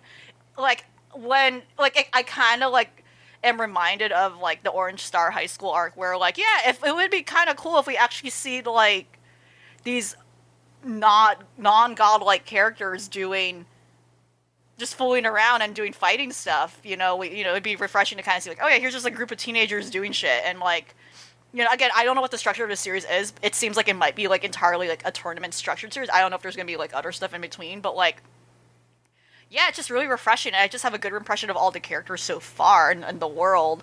It's well done. Mappa's doing it. Mappa's the studio animating this, so of course they're just flexing. But yeah, I'm excited for it. I'm really looking forward to it. And the martial arts choreography too is incredible. I think it's accurate. I think a lot of this looks like it's accurate and well researched, and it's nice to see also like Korean martial arts representation too as well. Yeah. Like it's just nice to see that like actually like, yeah, this is like this is actually like an explicitly different culture we're seeing represented here in anime form, and that's nice. That's really refreshing. It's coming from like an authentic place. Its ending theme, it has a K-pop song, so of course, not from a lesser known group. I don't think a lot of Americans know about this group unless you're really like a hard-strung K-pop fan. But good for them. Maybe they'll get more exposure this way. Yeah. But the opening song is insane. It's like some insane dubstep song. It's like an AMV, like really the whole thing. The opening, it looks like an AMV, and like. I don't know. I like it. A lot of people don't like it. I like it. I'm sorry. Maybe I'm just that garbage person who likes. No, I'm with you. It rocks. Yeah. I don't know. I kind of dig it. It kicks ass. I was like, holy shit. Yeah. The thing, like, honestly, I agree. It does not fit the show at all. It's not what you would expect. Yeah. Once you see the show, it's like, why is this the opening song? Because this is the sort of show that would have like a typical like rock shonen thing. I don't know if you know what I mean, but like, I don't know. I dig it. It's insane. It makes no sense in the context of what the show is actually like so far, but I dig it. Yeah, it's like an AMV. That's the perfect way to describe it. I really like the breakneck pace of the show. That is one of my favorite things in any show. And I feel like you said with Dragon Ball, it could really benefit from that, honestly. Because, like, I feel like they managed to cover so much ground in casually introducing these three characters and how stupid they are immediately. I really like the girl a lot. Yeah. I thought that was great. Yeah. It's also very rare to see a girl that they let be cool and strong and also is still like, whoa, muscle men, whoa, or whatever, like she is in the beginning. I thought that was good. Yeah, I'm looking forward to seeing this. Yeah, like additionally, things I've read, like they actually start off in media res too. So I think according to people who read the comic, they actually outright do build up before they go to tournament. Like, how do these people know each other and stuff, and like why, and they actually do explain why they decide to enter. And like, I actually really like this approach much better because it really is like really high energy. Whereas I feel like if they did that in the beginning, it would just be like kind of building up in a way that would be like, kind of very typical of everything else that does it. Like, I appreciate that they're just kind of jumping in, and then that they might just explain all that later. It's like a nice little like throwing you in the pool. Yeah, I feel like just get for it. Yeah. Contrasted especially against the Tower of God stuff that we just saw, which was also like they sort of like it wasn't in media res, but they threw you in like pretty quick or whatever, and we're just like, yeah, the world's crazy or whatever. But like I said, like we both said, I guess, like it felt very webcomic-y. I think at least this first episode feels much less webcomic-y than Tower of God did, so that's really cool. Yeah, I would, to Tower of God's credit, I feel like it has a lot to do with, like it feeling webcomic. I think it has a lot to do with also that I think the studio who did Tower of God like is way, I think is even new, or like I have not even heard, like I can't even find the rest of their work, or like I think they were probably structured specifically to kind of like experiment with Tower of God, or maybe do other like work with this. Whereas like this show has the privilege of having like Studio Mappa, like something that has like a collective that actually has like a lot of experience with handling this stuff and like adapting work. So, and I do recall that like some of my previous complaints with Tower of God is like, yeah, like they did a similar thing, but compared to that, the God of High School like did not confuse me. I feel like Tower of God still can confuse you in a lot of ways, especially people not familiar with the material. And I think them jumping just right into it like did them more of a disservice compared to this show. And I think they did. I wish they kind of did a better job of like actually explaining things. Like I think they didn't have as good exposition. Whereas here, it's like I think also because the world suggested in this series is not as like outlandish, yeah. And like it's like, oh yeah, this is literally just like here, but then there's still otherworldly elements going on, but it's not like a big focus right now. So yeah, not to say I still like Tower of God, but like this one definitely has a much stronger start, I think, and I think I can sense and have read that it seems like it's having a much better impression compared to, for like a lot of people, compared to unfortunately the former show. Yeah. Cool. I'm really looking forward to this one. Really. Yeah. All right. John, do you want to talk about effing Pokemon or Yu-Gi-Oh, whatever the hell? Yes. Whichever you prefer to talk about. Yes, I watched both of those. I kind of went just like whole hog and started trying to catch up with both of those today. Didn't finish them because I found out that there was that Pokemon was back for a while. I could have talked about Pokemon last episode. I didn't even notice that. So, hey, Pokemon's back. I actually wrote notes for Pokemon, which is good. I didn't really write notes for Yu-Gi-Oh! Because it was kind of pretty quick. But so for Pokemon, so episode 23, it was about Pokemon starving. They were... What? Yeah, so... Yeah. So it was about the professor's, like, you know when you catch a bunch of Pokemon, they get sent to the professor. Well, Go, ever since the beginning of the show, has been catching a shit ton of Pokemon whenever they go to a new area. And so they have a, like a park for the Pokemon to hang out and live together. And it seems like someone's been stealing all the food. And all the Pokemon are hungry. And they just haven't eaten in like 2 days. So all the Pokemon are starving and they're fighting. And the whole episode is just about the Pokemon fighting each other over being hungry. And eventually it just turns out that a Squovit has been stealing all the food and storing it. That's fucked. It is fucked. That is fucked. What the fuck? And I mean, the other thing, too, is that they show multiple times that they have a bunch of cameras around the park. But why haven't the cameras picked up that the Squovit was stealing it? I mean, have you seen how fast that shit falls from the tree in the game? It's nuts. It's like black shadow. I guess, but like at the same time, come on, you gotta get some kind of idea. I don't know. It doesn't have an overworld model, so. Guess not. That was kind of it. There was... That's fucked. It was... I guess it was just it was a good episode to like remind everybody of all the Pokemon that Go has, because he has a lot of Pokemon. He has a fucking giant Golurk. Like a giant one. What are the logistics of so have they ever explained in the show like how other people who have Pokemon handle this? No, because I don't think they care to think about it. See, I need to know. Like, they could have explained, like, oh yeah, there's pocket dimensions that we have. No. Do they really explain it in the games even? They're just kind of like, it's the PC storage system, you can store your Pokemon there, Yeah, but that's fine, I think. That's like, I'd believe a fantastical thing like that, as opposed to this where they have them out in the wild, Like, yeah. I'm supposed to, like, well, actually, yes, I do believe, because the government in the Pokemon world seems to be very relaxed and will just give money to anything, so. Mm-hmm. I mean, they got free healthcare. Yeah, exactly. That's what I mean. So, good. Episode 24. Giovanni, well, not Giovanni specifically, but like his secretary calls Team Rocket and they're like, "Hey, you're on vacation. You gotta go take a break." And so, Wow. yeah. What the fuck is going on with Team Rocket? So they So, like, do they do anything bad anymore? What is happening? What's going on here? I mean, they kind of do here. So they end up going to. I'm trying to. It was a resort area. I think it was in Sinnoh. Don't quote me on that.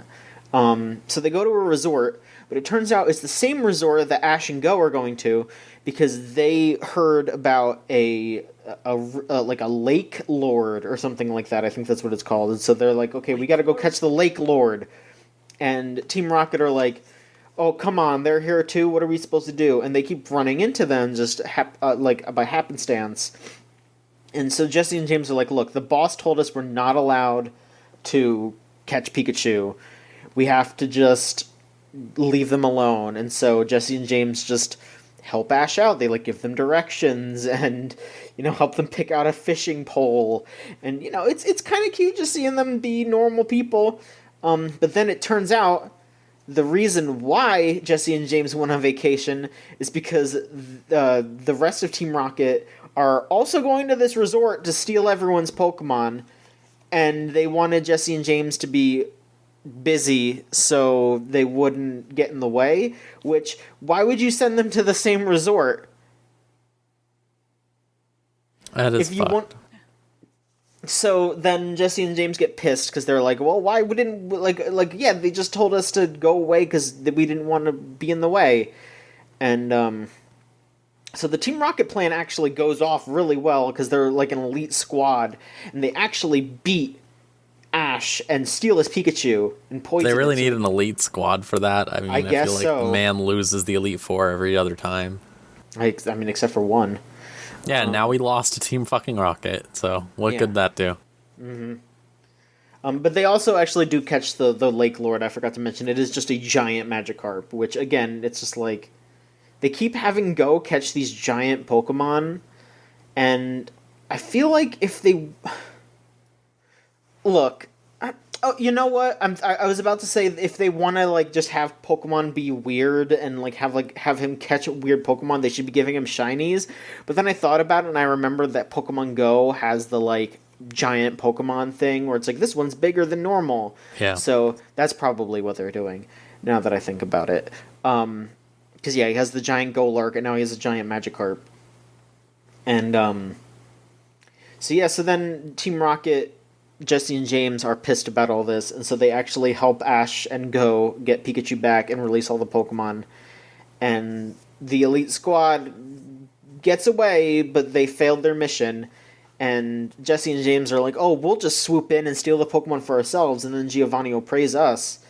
But Officer Jenny shows up before they can do that. They're just like, all right, well, we're just going to leave because we don't want to get arrested. So they just leave. And, yeah, I don't know. They're just being incredibly owned. They were just owned the entire episode. They were owned into being good. But at the end of the day, they still felt kind of good because they got to screw over the secretary because they hate the secretary. And that's kind of it. And then I watched episode 25. That was the last one I watched because I couldn't fucking handle anymore. And it was a battle episode, and that's why I couldn't handle anymore. It's because Ash goes to Kalos, which is the worst region. That was X and Y, right? Yeah, that was it. And Ash just goes to a big battle event to raise his rank. And he fights Karina. Do you remember who Karina is? Don't lie.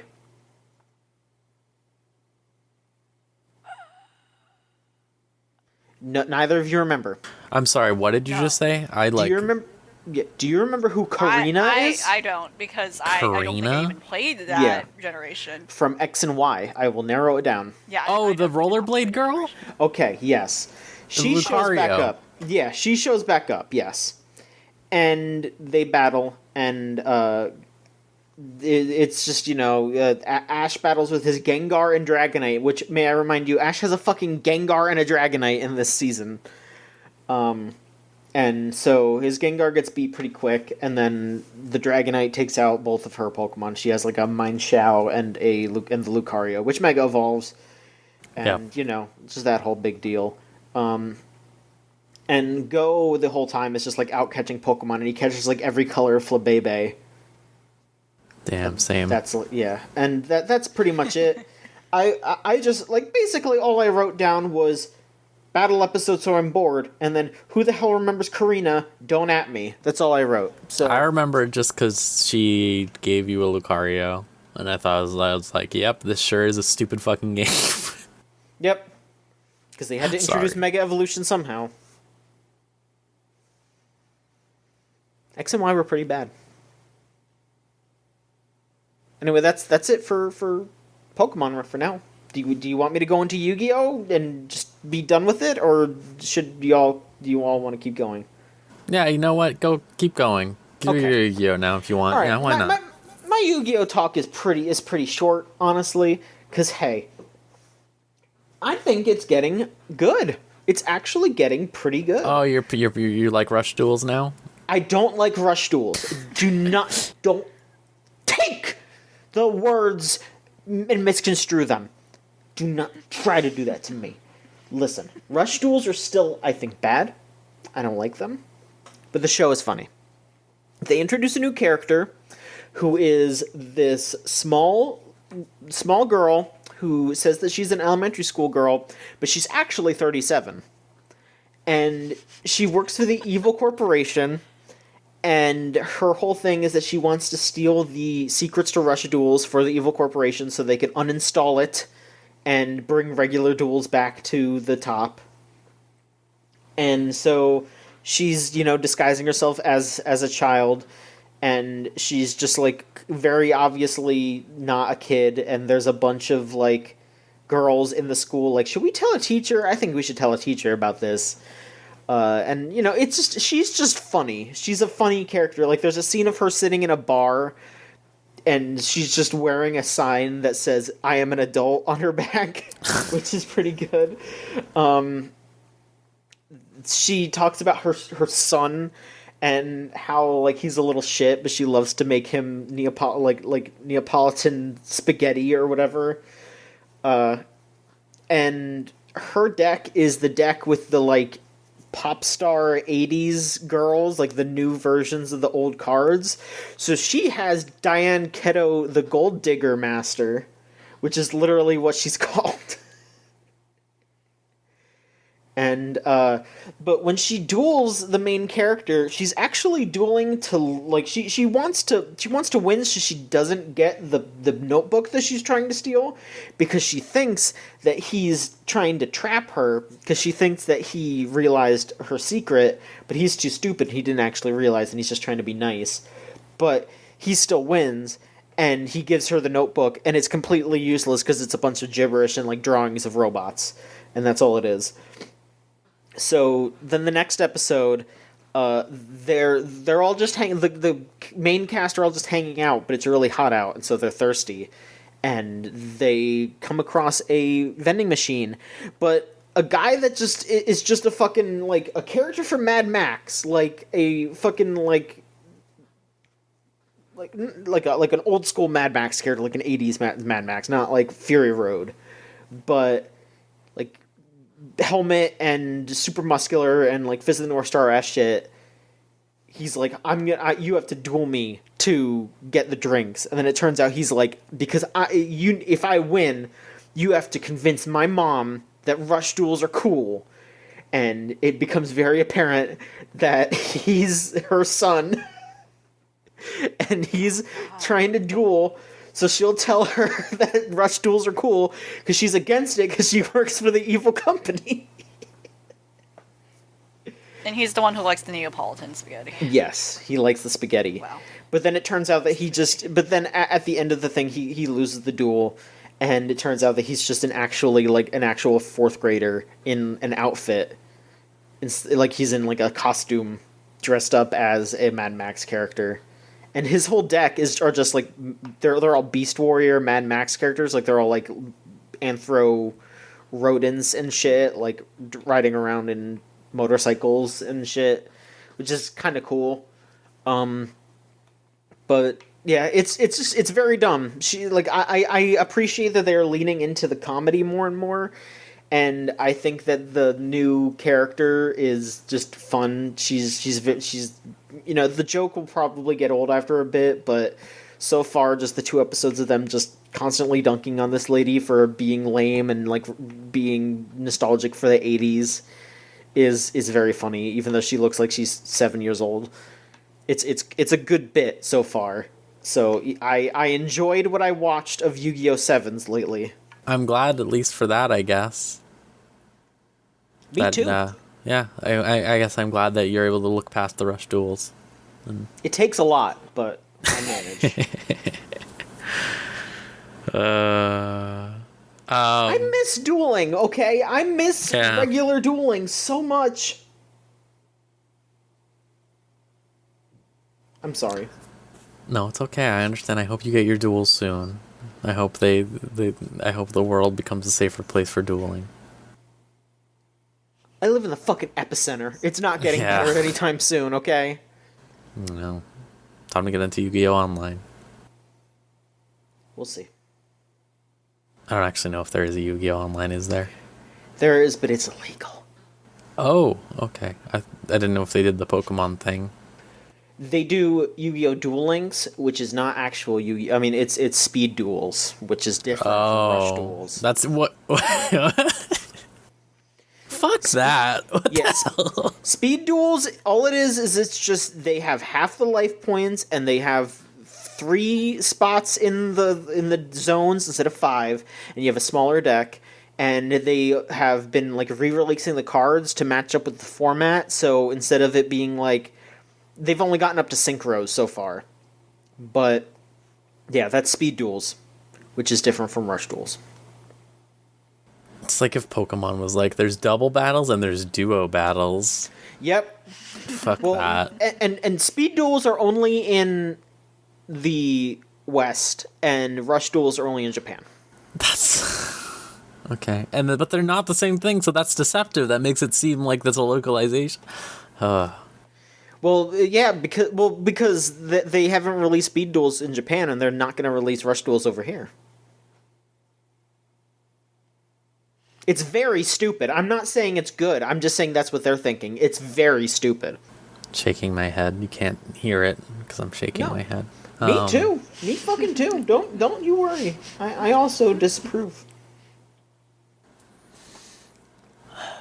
Speaking of things I disapprove of, Elvie, you've written down here, Bungo and Alchemist is Token Ranbu but nerdier. That's concerning, because I feel like Token Ranbu's already...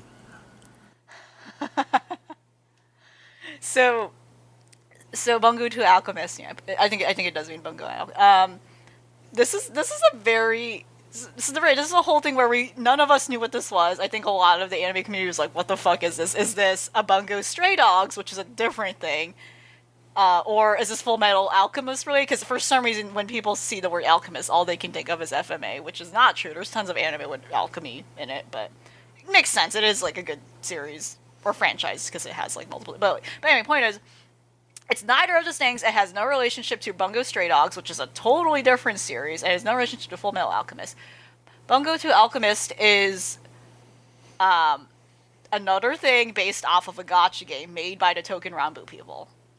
And the bungo, like, you know, it's again one of those weird. I know it sounds like a silly word. It kind of sounds really funny, but like it is kind of one of those untranslatable words where there's no real equivalent in English. So my understanding of what the word means is that it's kind of like this weird catch-all term for like literature or old literature or like, I don't know. Again, it's like one of those things where it's not really definable. It's just referring to kind of like a specific genre of things revolving around literature and old literature and authorship. And that's why Bungo Stray Dogs is called that, because it's about a group of misfits where they're loosely based off of and named after historical writers, and not just exclusive to Japanese authors, but also like later on it goes to American authors, and they have like powers kind of loosely based off of what those authors' works are. So, you know, a great example is in Bungo Stray Dogs, there's a character who literally is named F. Scott Fitzgerald. And if you know it, he wrote Great Gatsby. And his power literally is just throwing money in the air to do whatever he wants. So, wonderful. Okay, but anyway, point is, back to Bungo the Alchemist, it does the same thing, except the characters are literally actually the authors. They're not just characters named after the authors, they're actually the authors reincarnated as Bishonen men. And they're only focusing on Japanese authors, as far as I know so far, from what I know of it. And they're basically, I think, the souls of these authors. Again, they're all dead authors. So, like, I think they're the souls of these authors who kind of reincarnate. They're actually, no, it's not reincarnate. I wouldn't say that. I think they remanifested and kind of became renewed in this sort of weird limbo afterlife hub called the library. It literally is just a library. Where now that they're like these hot anime Bishonen men, now they kind of don't totally remember their past life. They kind of don't totally remember their past life as these authors, or like how did they die. But they're here now by some sort of supernatural force called the Alchemist. They don't know who the Alchemist is. An alchemist could be like a god or something. I don't know. They don't know who the Alchemist is. The Alchemists all sent their souls here to prevent like a catastrophic future in which their literature, all their books they have written, are being invaded by monsters called taints. The taints. I forgot about that when you told me. That's what I find consistently is the translated word they're choosing to use. The taints, they capitalize the T. They need to. What is this called? The Shinshokusha? The Shinshokusha. But anyway, the taints is easier to say, so unfortunately I have to say taints a lot. And they have to basically purify these books. They basically jump into these books, and they have to fix what's wrong. So essentially, what these monsters, I'll say monsters. The taint. I'm sorry. What these monsters are doing they're messing around with what's supposed to happen in the books. For instance, so like there's like one book where like, where there's like a villain or something, and the monster kind of is possessing the antagonist of that book, that story, and they're kind of messing around and making things worse, which goes beyond the confines of what's supposed to happen in the story. Like the hero's supposed to win in the end, but somehow the monster is just making things worse, and the hero's not winning. It's not properly ending the story, and for some reason they all have to do this because if things go wrong, it's going to affect the real world or something like that. And I think that's what's happening. Because in some way the books are connected with reality, and it's like it's kind of like a bigger thing that I don't quite understand yet, but I think that's what they're getting at.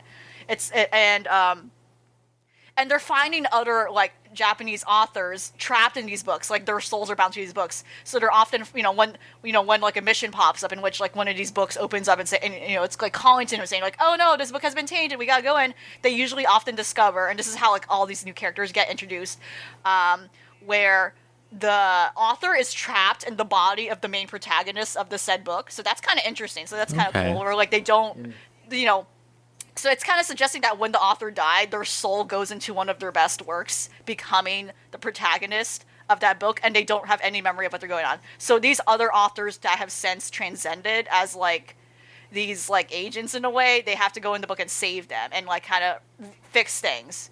So yeah, that's kind of like I think my best explanation of what's going on.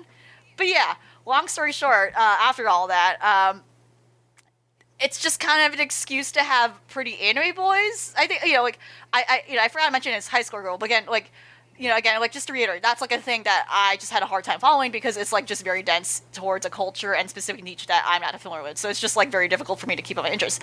And I kind of felt the same way here with Bungo and Alchemist because compared to how nerdy Touhouken Ranbu is, this one really goes really hard in terms of how much research, from my understanding, this was put into making this.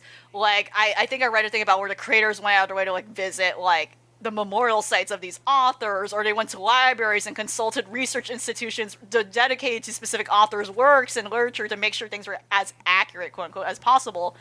Because a lot of these authors are not authors like an average American would not be familiar with, let alone, I don't think even the average Japanese person would be familiar. I don't know how often some of these authors are very contemporary, like I don't know if they're studied often in schools or in academia or whatever, or like that folded into pop culture, but like some of the stuff they go into is very like dense. And I think there were a lot of times where they made in-jokes about like an author, like a specific fact about a book or an author where it didn't quite read to me, especially in the English translation. They kind of jump in immediately too. They don't really explain the premise of the, what I just said of the series until like the second episode, where the first author rescued is Osamu Dazai, and like he's very, and like how they depict him too is very different from how they do in Bungo Stray Dogs, because again, these are literally the authors and not like super like characters superficially based on them. From my understanding, their personalities are actually supposed to be accurate as to how they actually were in real life, but again, they're like they just made them hot anime shonen boys because okay, whatever. But ultimately, like this is a show that's just like I feel like most of the audience is just like obviously like girls, like girls who want to play a gacha game with hot anime boys, and only 10% of it actually is maybe people deeply interested in classical Japanese literature and the sort of thing. And the thing about it is like this show, what I've seen so far, and to be honest, again, this might be something I might drop because I don't think this is something that's resonated with me again. But like it's honestly introducing me to some stories I want to like read now. Like, oh yeah, like that's really cool. That's kind of cool. And like some of them have like movie adaptations that I could probably watch instead. Just like if I can't find the actual book and stuff, but like it's introducing, it's definitely like educating me in a way in like some literature I've never read before. Like there's some stuff that's very thorough, but like again, I can't imagine watching this unless you are just into the anime boys or actually have knowledge of like the sort of stuff they keep talking about or referencing. Because like I feel like the whole payoff of them jumping into these books is like, oh yeah, I know that book. That's cool. Or you as a person watching would recognize, or even playing the game. I don't know how they depict these events in the gacha game, but like if they're like missions or something, like like they're depicting these stories where like if it's not a story you recognize, like the payoff of like how they succeed it's not exciting because it's like, oh okay, they just solved that problem. And the payoff of how these characters interact is also not as strong because you wouldn't get the in-jokes of like, oh yeah, it's kind of funny that this character is interacting with this character because this is how they were in real life and this is reflecting this relationship and stuff like that. Like that's why I think it's more nerdy than Token Rambu, because I think Token Rambu is a little more, I think straightforward with the sort of stuff you can understand when it comes to like weaponry and all that. I don't know. I this is like deep into like, yeah, you gotta be like a super like bookish nerd about Japanese literature, whether like even kind of obscure stuff, to kind of get down into really appreciating, I feel like this huge detail, like like this huge attention to detail in every aspect of this, despite the fact that again they just chose to make these real people as anime boys. But but ultimately, yeah, that's what this show is. Now I know what this is. It's actually a Token Rambu product. That this is what this is, except just different. So that's why I'm making that comparison, because it is by those same people. So hey,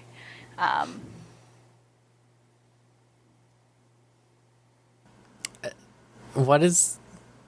So I'm glad I know what bungo means, first of all, because for the longest time I didn't think it would mean anything. But like, what do you think it is about like these authors that lends themselves to sexy anime men? I don't. Because there's a third thing too. I've seen a third one. I can't remember off the top of my head. There's a third one? Yeah, when I was looking it up, it's not called bungo. It's something completely different. But it's the same way how there's like 18 Token Rambu type things. Uh-huh. I wonder what it is. I don't know. I don't know. I think it's just another like easy thing, a theme. Like names everyone's heard and. Yeah, it's just another easy theme to lay a foundation to be like, oh yeah, we gotta represent this game or this story that has a group of guys, or just has a large cast, but we don't know what original idea can do. Like, let's theme it around something that exists, but like, like what kind of unique thing, like we're just like, oh yeah, like let's do a unique take on like authors, I guess, right? And I don't know if this is older than Bungo Stray Dogs. I know there's a thing too where actually is a cross section of the fandoms too, but again, they're totally different. And there's a whole thing too about like, it's just purely coincidental. Yeah. From my understanding, like, Actually, no. Okay, Bungo the Alchemist was launched in 20. Okay, I think that's also around the same time, to be honest, when Bungo Stray Dogs like manga started. I don't know. It's just I don't know, but it was just a pure coincidence from my understanding. But like, yeah, I don't know. I think it's just as simple as like, let's theme it around this group of people, and then we'll just build it from there. I wouldn't be surprised. I mean, because and Fate's just bold, being like, let's just tackle all of history and fuck up like. Fuck it up whenever someone has to look up a specific historical figure, and then their Google search results is very confusing and has like anime fan art of certain actual real people, and just confusing normies basically. Fate was a little more bold than that, like let's just be weird about like all of history all over the world. Mm-hmm. This is just a more narrowed like approach to that, I guess. But yeah, I don't know what the appeal of it is. So, I guess it's just one of those things that's like a recent. Yeah. Like we're gonna focus on the Fate style of work, I guess, right? Like where it's like, yep, pull out King Arthur. I guess it must really be that, just that it's so easy. People have it in their minds. They know the thing. They can get attached. They get attached initially to one thing, and then it all, comes together. Yeah, and like in one way, if it does, like it can like help segue people into actually learning something real about it. Past the bizarre, like questionable aspects, I have to mention this, because this is the time we are in. But like Hamilton was recently released, and so more people are seeing it compared to back then, where it's actually now an accessible platform. And of course, it's obviously a problematic thing. But as someone who used to like that show too, like to be honest, like that, I did recognize that. I think it honestly did segue a lot of people to actually learn more accurate history about like those figures and be more like nuanced about it, and like actually have a proper understanding of like what's going on. Like this is obviously like an inaccurate thing that's deeply problematic, but it did segue a lot of people to actually learn about real history and have better understanding of it, right? Mm-hmm. So like in that regard, that's like one positive thing that can come out of stuff like this, right? Or in another regard, where you have something like Hitalia that was pretty feral and should just stay where it was, right, and not come back, right? Yes. I deeply that's way more bad. Let's be honest. And again, that was another thing I did consume, like once consumed, but that I think off the bat, like it was something I did lose interest in completely, because it compared to other things similarly, like it did not have as much like merit, to be honest. I know it didn't do anything related to history either. Yeah, so I mean, I guess that's both a blessing and a curse. Arguably, like the main effect that it has is that it tries to posit to you that the Axis are good. Which is bold. Like, they're just like, funny little guys.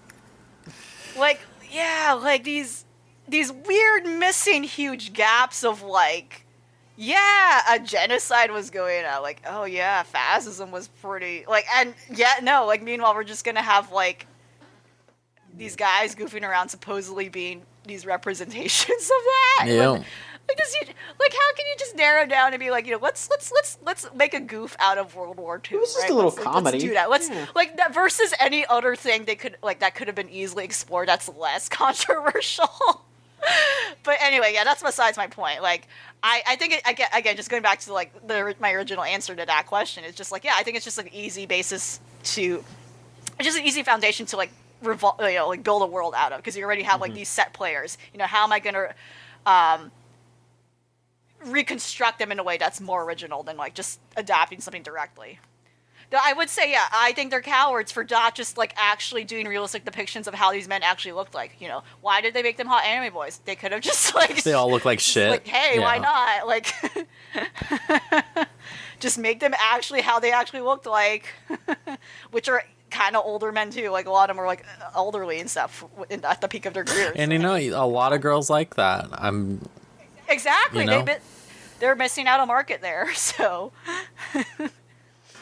Yeah. Well, thank you for doing that, because I was really tempted to do it myself, but now I can just live vicariously through you, which is much easier to do. Yeah. I mean, yeah. I was like, what is this? I need to know, because I watched the other thing. So, yeah. Now I know. Thank you for your service. You're welcome. I guess I'll cover the last thing before we start wrapping up, which is I watched all of BNA the newest Trigger show, because it came out on Netflix. That capped off too, right? That Yep, it's done. The full thing is. Yep. Yeah. Okay. And it's all on English Netflix now. That is. So let's ignore that Kisniver exists.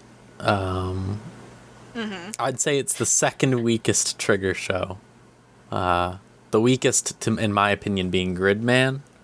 Because I really liked the ending to Gridman, but I felt like I agree. the middle and the opening was like all right, and then the entire middle part was like It's like nothing.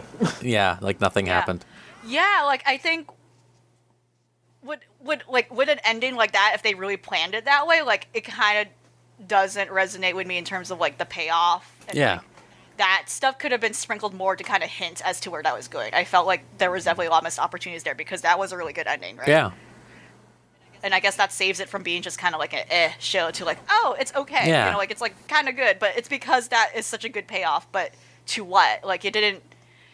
That was not at all foreshadowed, or like that was not all. It has no connection to like kind of the nothingness that happens in the middle. But yeah. Anyway, sorry. No, it's fine. I'm yeah. So BNA, it looks great. It looks really, really good. It's like the classic, like I would say the closest analog is it looks like Little Witch, basically. Very similar, but furry. I think it's, as someone who's not big into the furry world, let's say, I found this to be the most accessible, or like, the most like, furry one that I could like really be like, yeah, that looks really good, type thing. No offense to anyone out there. No offense. Just Nah, same here. I don't really like the furry art style, but also, yeah, if you like it, that's fine. But it's not something that I'm into. Yeah, but I felt like I really liked the BNA stuff, and I was like, well, this is really good. I liked how all the characters were designed. I like the Wolfman, so on and so forth. This show, I don't know why they made it. And I know one could make the argument for any of Trigger's shows. Why did they make this? But this one especially, I think. So for example, let's look at Kill la Kill, right? Kill la Kill is really stupid. But you can tell that they had like a plot outline. And like they had a bunch of like spectacle things they wanted to do and animation goals and stuff like that. I couldn't tell you one thing in this besides that maybe they want to say that racism is bad. Which they've done a few times now. Yeah, they did that in Little Witch a little bit, and then they did it like all the way in Promare. Like, I think they did it all right in Promare, arguably. Also, it wasn't very like bash in your face, I think, most of the time. Well, it was, but like there was more going on. It was fun at the end of the day. Yeah. They managed to work it into the plot. This one, no. It's like the whole thing. But also then at multiple points they try to argue that race science is real. That like it's good that the animal men are oppressed, actually. Because they all have a disease. But so like the whole plot of the show is just like this Tanuki girl. She was a human girl who randomly got turned into a Tanuki girl or whatever, and she can't turn back. And animal people are an entirely different species or whatever. And so she goes to this like city that's all animal people, and she lives there and figures out all the problems while trying to turn back into a person or whatever. They immediately started off super heavy-handedly by in the first episode having her be trying to check out at a bank by a sign that says like has a paw holding a human hand that says like let's coexist, and then a band of thugs walk by and spray paint over it saying die beastmen. Very elegant, I think. That really nails down a very elegant look at racism. But it's just like it never gets above that. Like in an examine, like the best episode of the show is a baseball episode. Okay, like how do I explain this? The entire subplot, the entire plot of the show is basically just like filler. Like, everything that happens is filler. It's just her going around the town, and then, like, there's this undercurrent of, like, oh yeah, there's this human guy who's pretty twisted or whatever, but he just wants to help, but actually he's evil, but he wants to help, or is he evil? And there's, like, a lot of times when he's talking about stuff where it's like, he's like, oh, we've identified that, like, of some fucked up stuff that's happening is because of mental entropy in all of the Beastmen or whatever. Which is just something that happens to Beastmen. And, like, this is part of the stuff where they get into the race science stuff that made me be like, since they were going so heavy-handed with all the anti-racism stuff. Because, like, the main character, Michiru, she's like, isn't that just stress? Aren't people just stressed out? And I thought that was where they were going with it, right? Is, like, that this is all, like, racist terms or whatever to, like, you know, try to undermine whatever and stuff like that and make a point about that. But instead, it's just like, no, he's right. It's a real thing.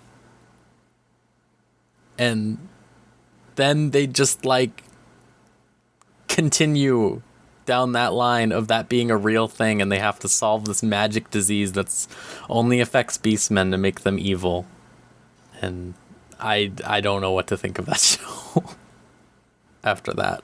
So how does it end? Like, what is ultimately at the end, it's revealed. Well, I don't want to. Let's just say that the man was evil, but they found it, and he was going to make a cure that turns all the beastmen into humans. But they find a second cure that they can make with her blood or whatever that makes them just not have the disease anymore. All right. Yeah. And it was just like, so do you see what I mean? Like, what's the point? What was accomplished here? I feel like this was like some sort of bargaining chip for the Promare team or something, where they're like, yeah, if you make Promare, we'll let you put your personas in an anime. We don't fucking care anymore, sure. Like, well, if it helps. They also do this thing multiple times where they just play the ending in the show, but they do it too much. Like, you know, like when it's like cool or whatever in a final episode when they play during an important moment. Yeah, they do it like 4 times in one episode at one point. Like, they can't. It's always just the ending too, and it was just like when it got to the point in the last episode where they're playing it, I was just like, yeah, and I know. Yeah, the effect is gone. Yeah. Oh. It was just like, it felt like Trigger really running through the motions of making a Trigger show in a way that was really disappointing. Because, like, I really like, you know, despite issues, Kill la Kill and Little Witch. Well, Little Witch doesn't have that many issues, to be honest. But, yeah. And it was just like, I was excited for this one, even as someone who's not generally into furry stuff.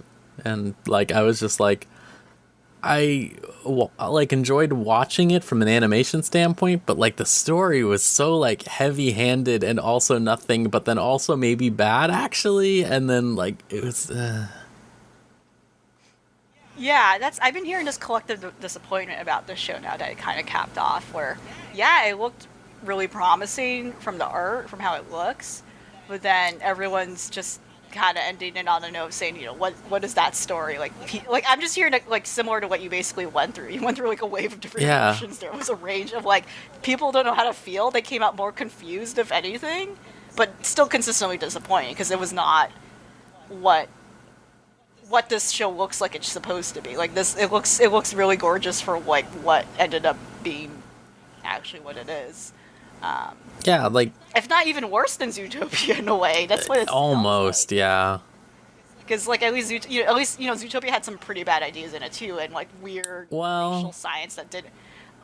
But at least like they kind of had something developed there, I think. Yeah, at least they said the cops were bad in this. Yeah. So I guess it's got that leg up on it. They didn't have a cop-out ending. Yeah. They just like throw shit around in it constantly. Like all of a sudden they reveal like this character's 1,000 years old and immortal, and it's like, okay, well, like fuck it, sure, whatever, yeah.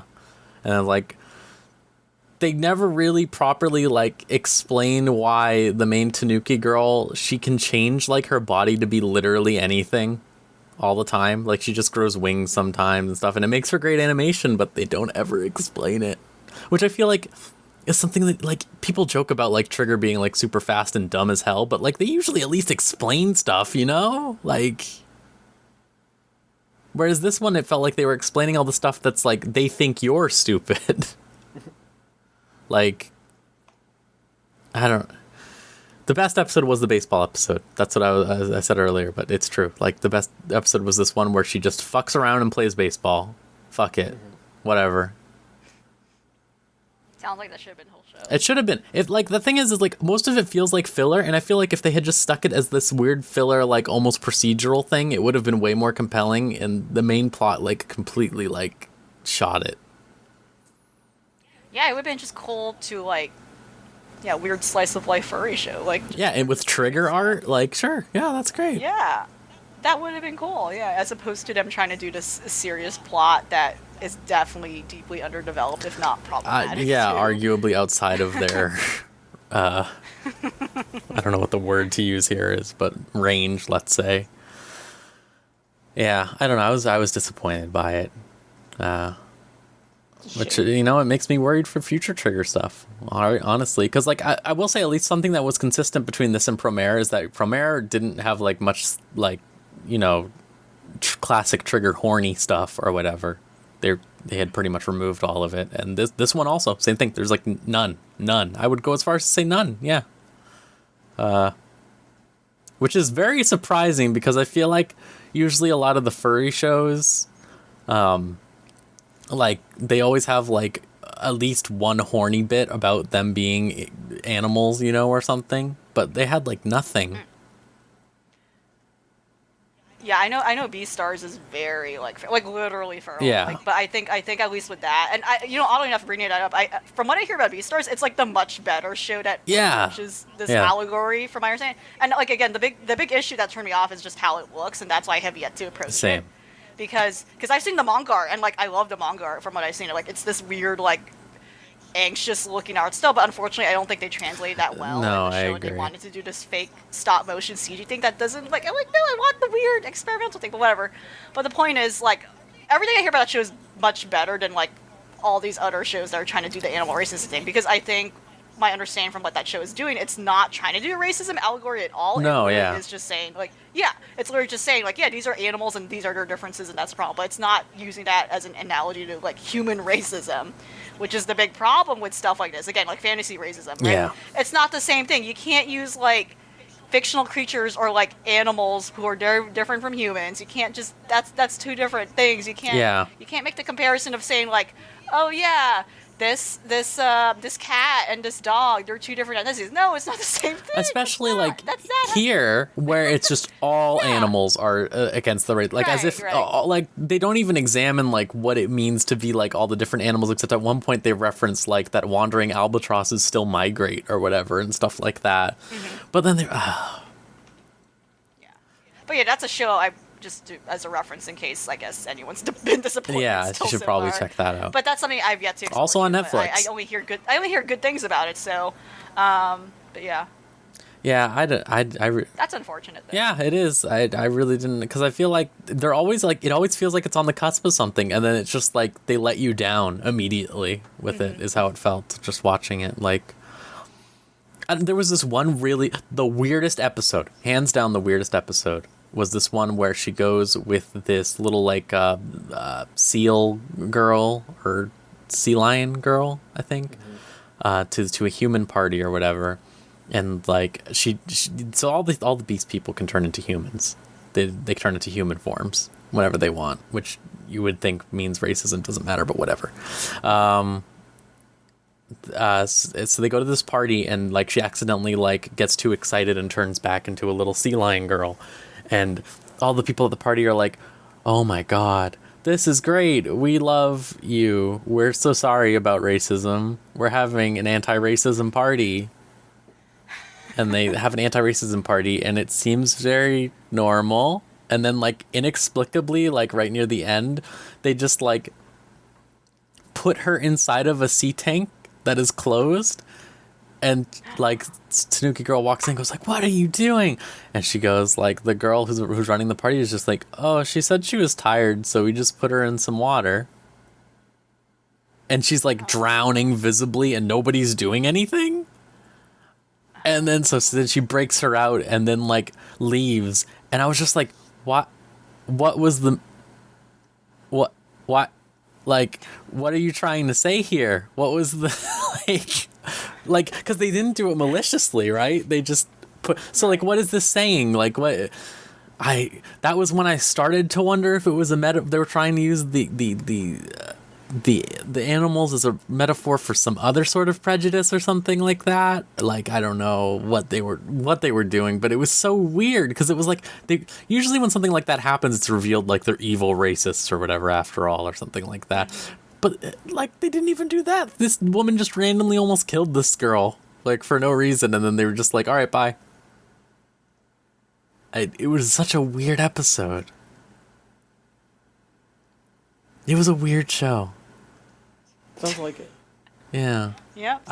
I was like the thing was like with them like yeah, I'm no more. I'm not just the race science stuff was like I initially something when they started talking about it I was like, wow, this is maybe the first anti-racist thing I've seen that actually like acknowledges that type of thing, because like I feel like that's like a totally real aspect of racism that like not a lot of works examine, like how fucking gross that shit is. And how fake it is, because that's what it seemed like they were doing, and then no, they were just like, it's real. It's like played straight. Yeah, and it's like, oh, cool. Like, how did no one do that? It was like, damn, maybe we fucked up. I don't know, like, maybe we shouldn't have given them a magic disease that only affects them, and makes them evil and violent.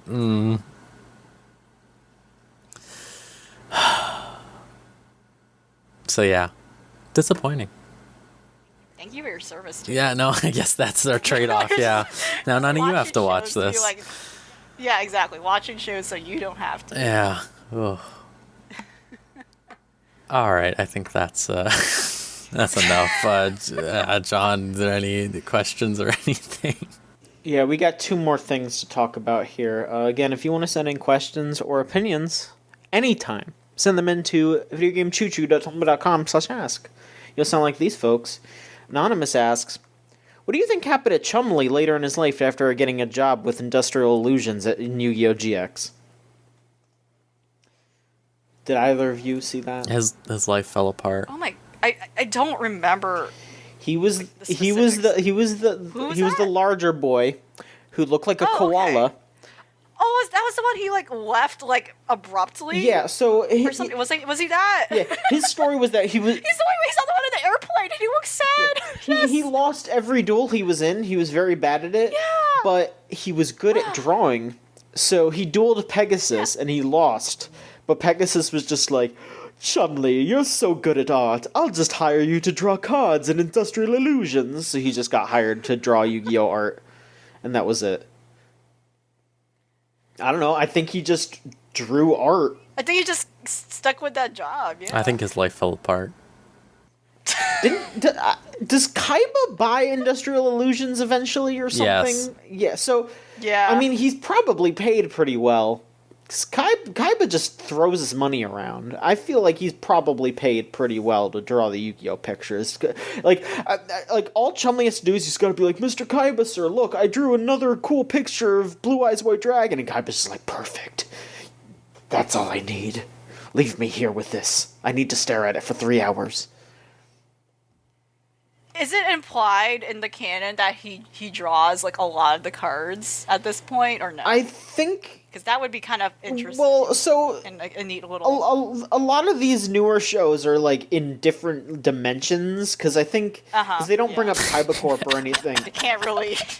Man, fuck that. Yeah, no, because they don't bring up Kaiba Corp anymore or anything. I think they heavily imply. And I think the art style, like, even just the visual art style, the idea that, like, we're not even going to emulate the original series art style. They're totally different worlds. I think that also, too, is a creative decision. Yeah, I don't know too much about the lore, but I think straight up in, like, Zexal or one of those shows, I think they, like, reboot the universe or some shit.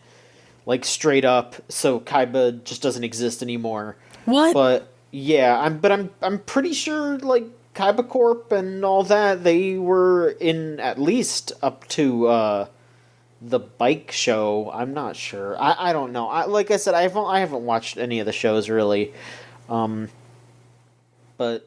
yeah. I guess the real answer is Chumley. It does not exist anymore. So that's the real answer. Is that he does not exist. The universe was reset, and he never existed. So that's the answer. Nothing. Not real. Never was. You are sick. You people are I'm not. sick with your Yu-Gi-Oh. When the hell did I say that was a good idea? I don't fucking know. What the hell's going on with that? I don't know. Alright, last thing. Also from Anonymous. Instead of talking about how much I disliked High Score Girl, wow, I'll instead talk about The Demon Girl Next Door, which is a great show that I watched hell recently. yeah. Great characters, good narrative. Some jokes don't hit, but a majority of them do. And honestly, just a chill show. Against all odds. Sometimes JC Staff puts things out that are actually worth watching.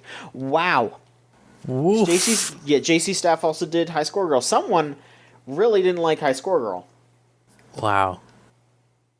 I feel like I mixed that show with Gabriel Dropout. Or do they not have the same premise? No, It's they like- have very different premises. No. Okay, all right, okay. Unless I'm mixing that with another show where it's about like a fallen angel or like a devil on Earth, and they have to deal with it. There's also like I'm pretty sure that's a million of them. Actually. there's also like Gabriel Dropkick also or something like that. yeah. Drop Kick My Devil, whatever. That's yeah. it. Yeah. No. Oh, drop like I think that's the one. I'm Oh mixing no, up. no, that one's for twisted people. I have to tell you that right now. Having seen it, it is. But is that the same premise? No. So this one Okay.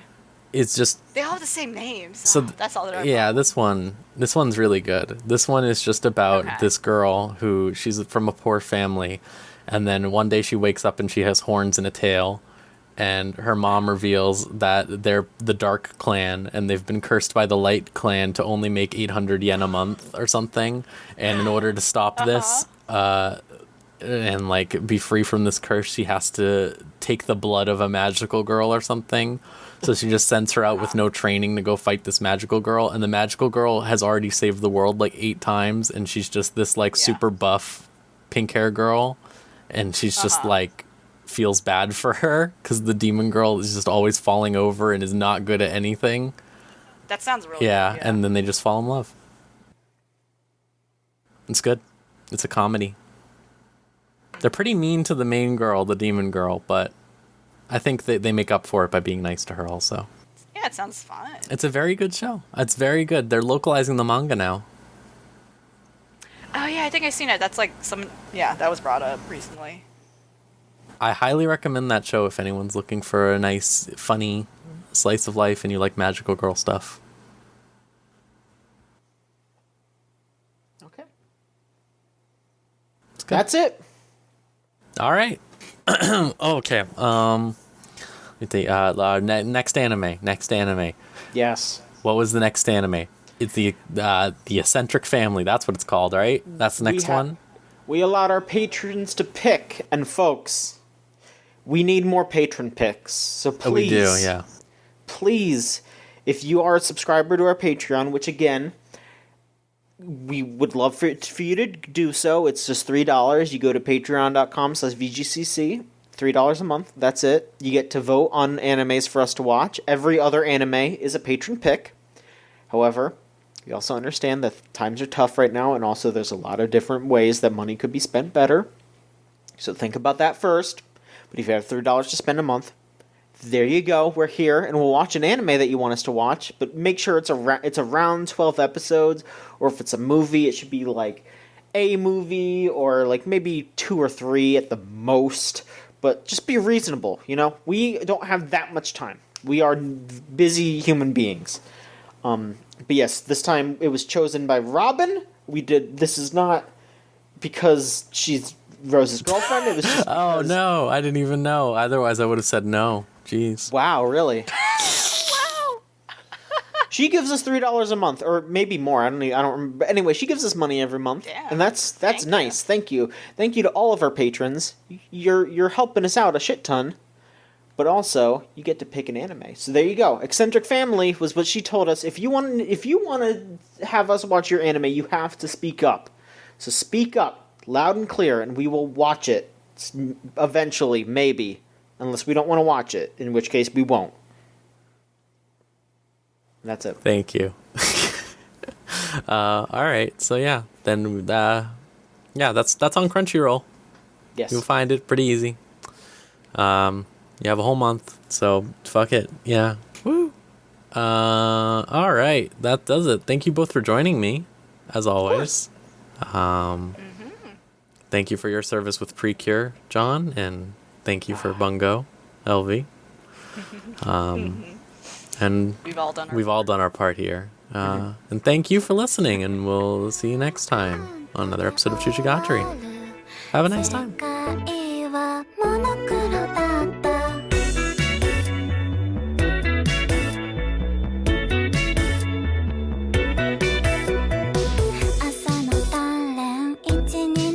してここがここけここ NASA の陰謀しのこの言わずにどこ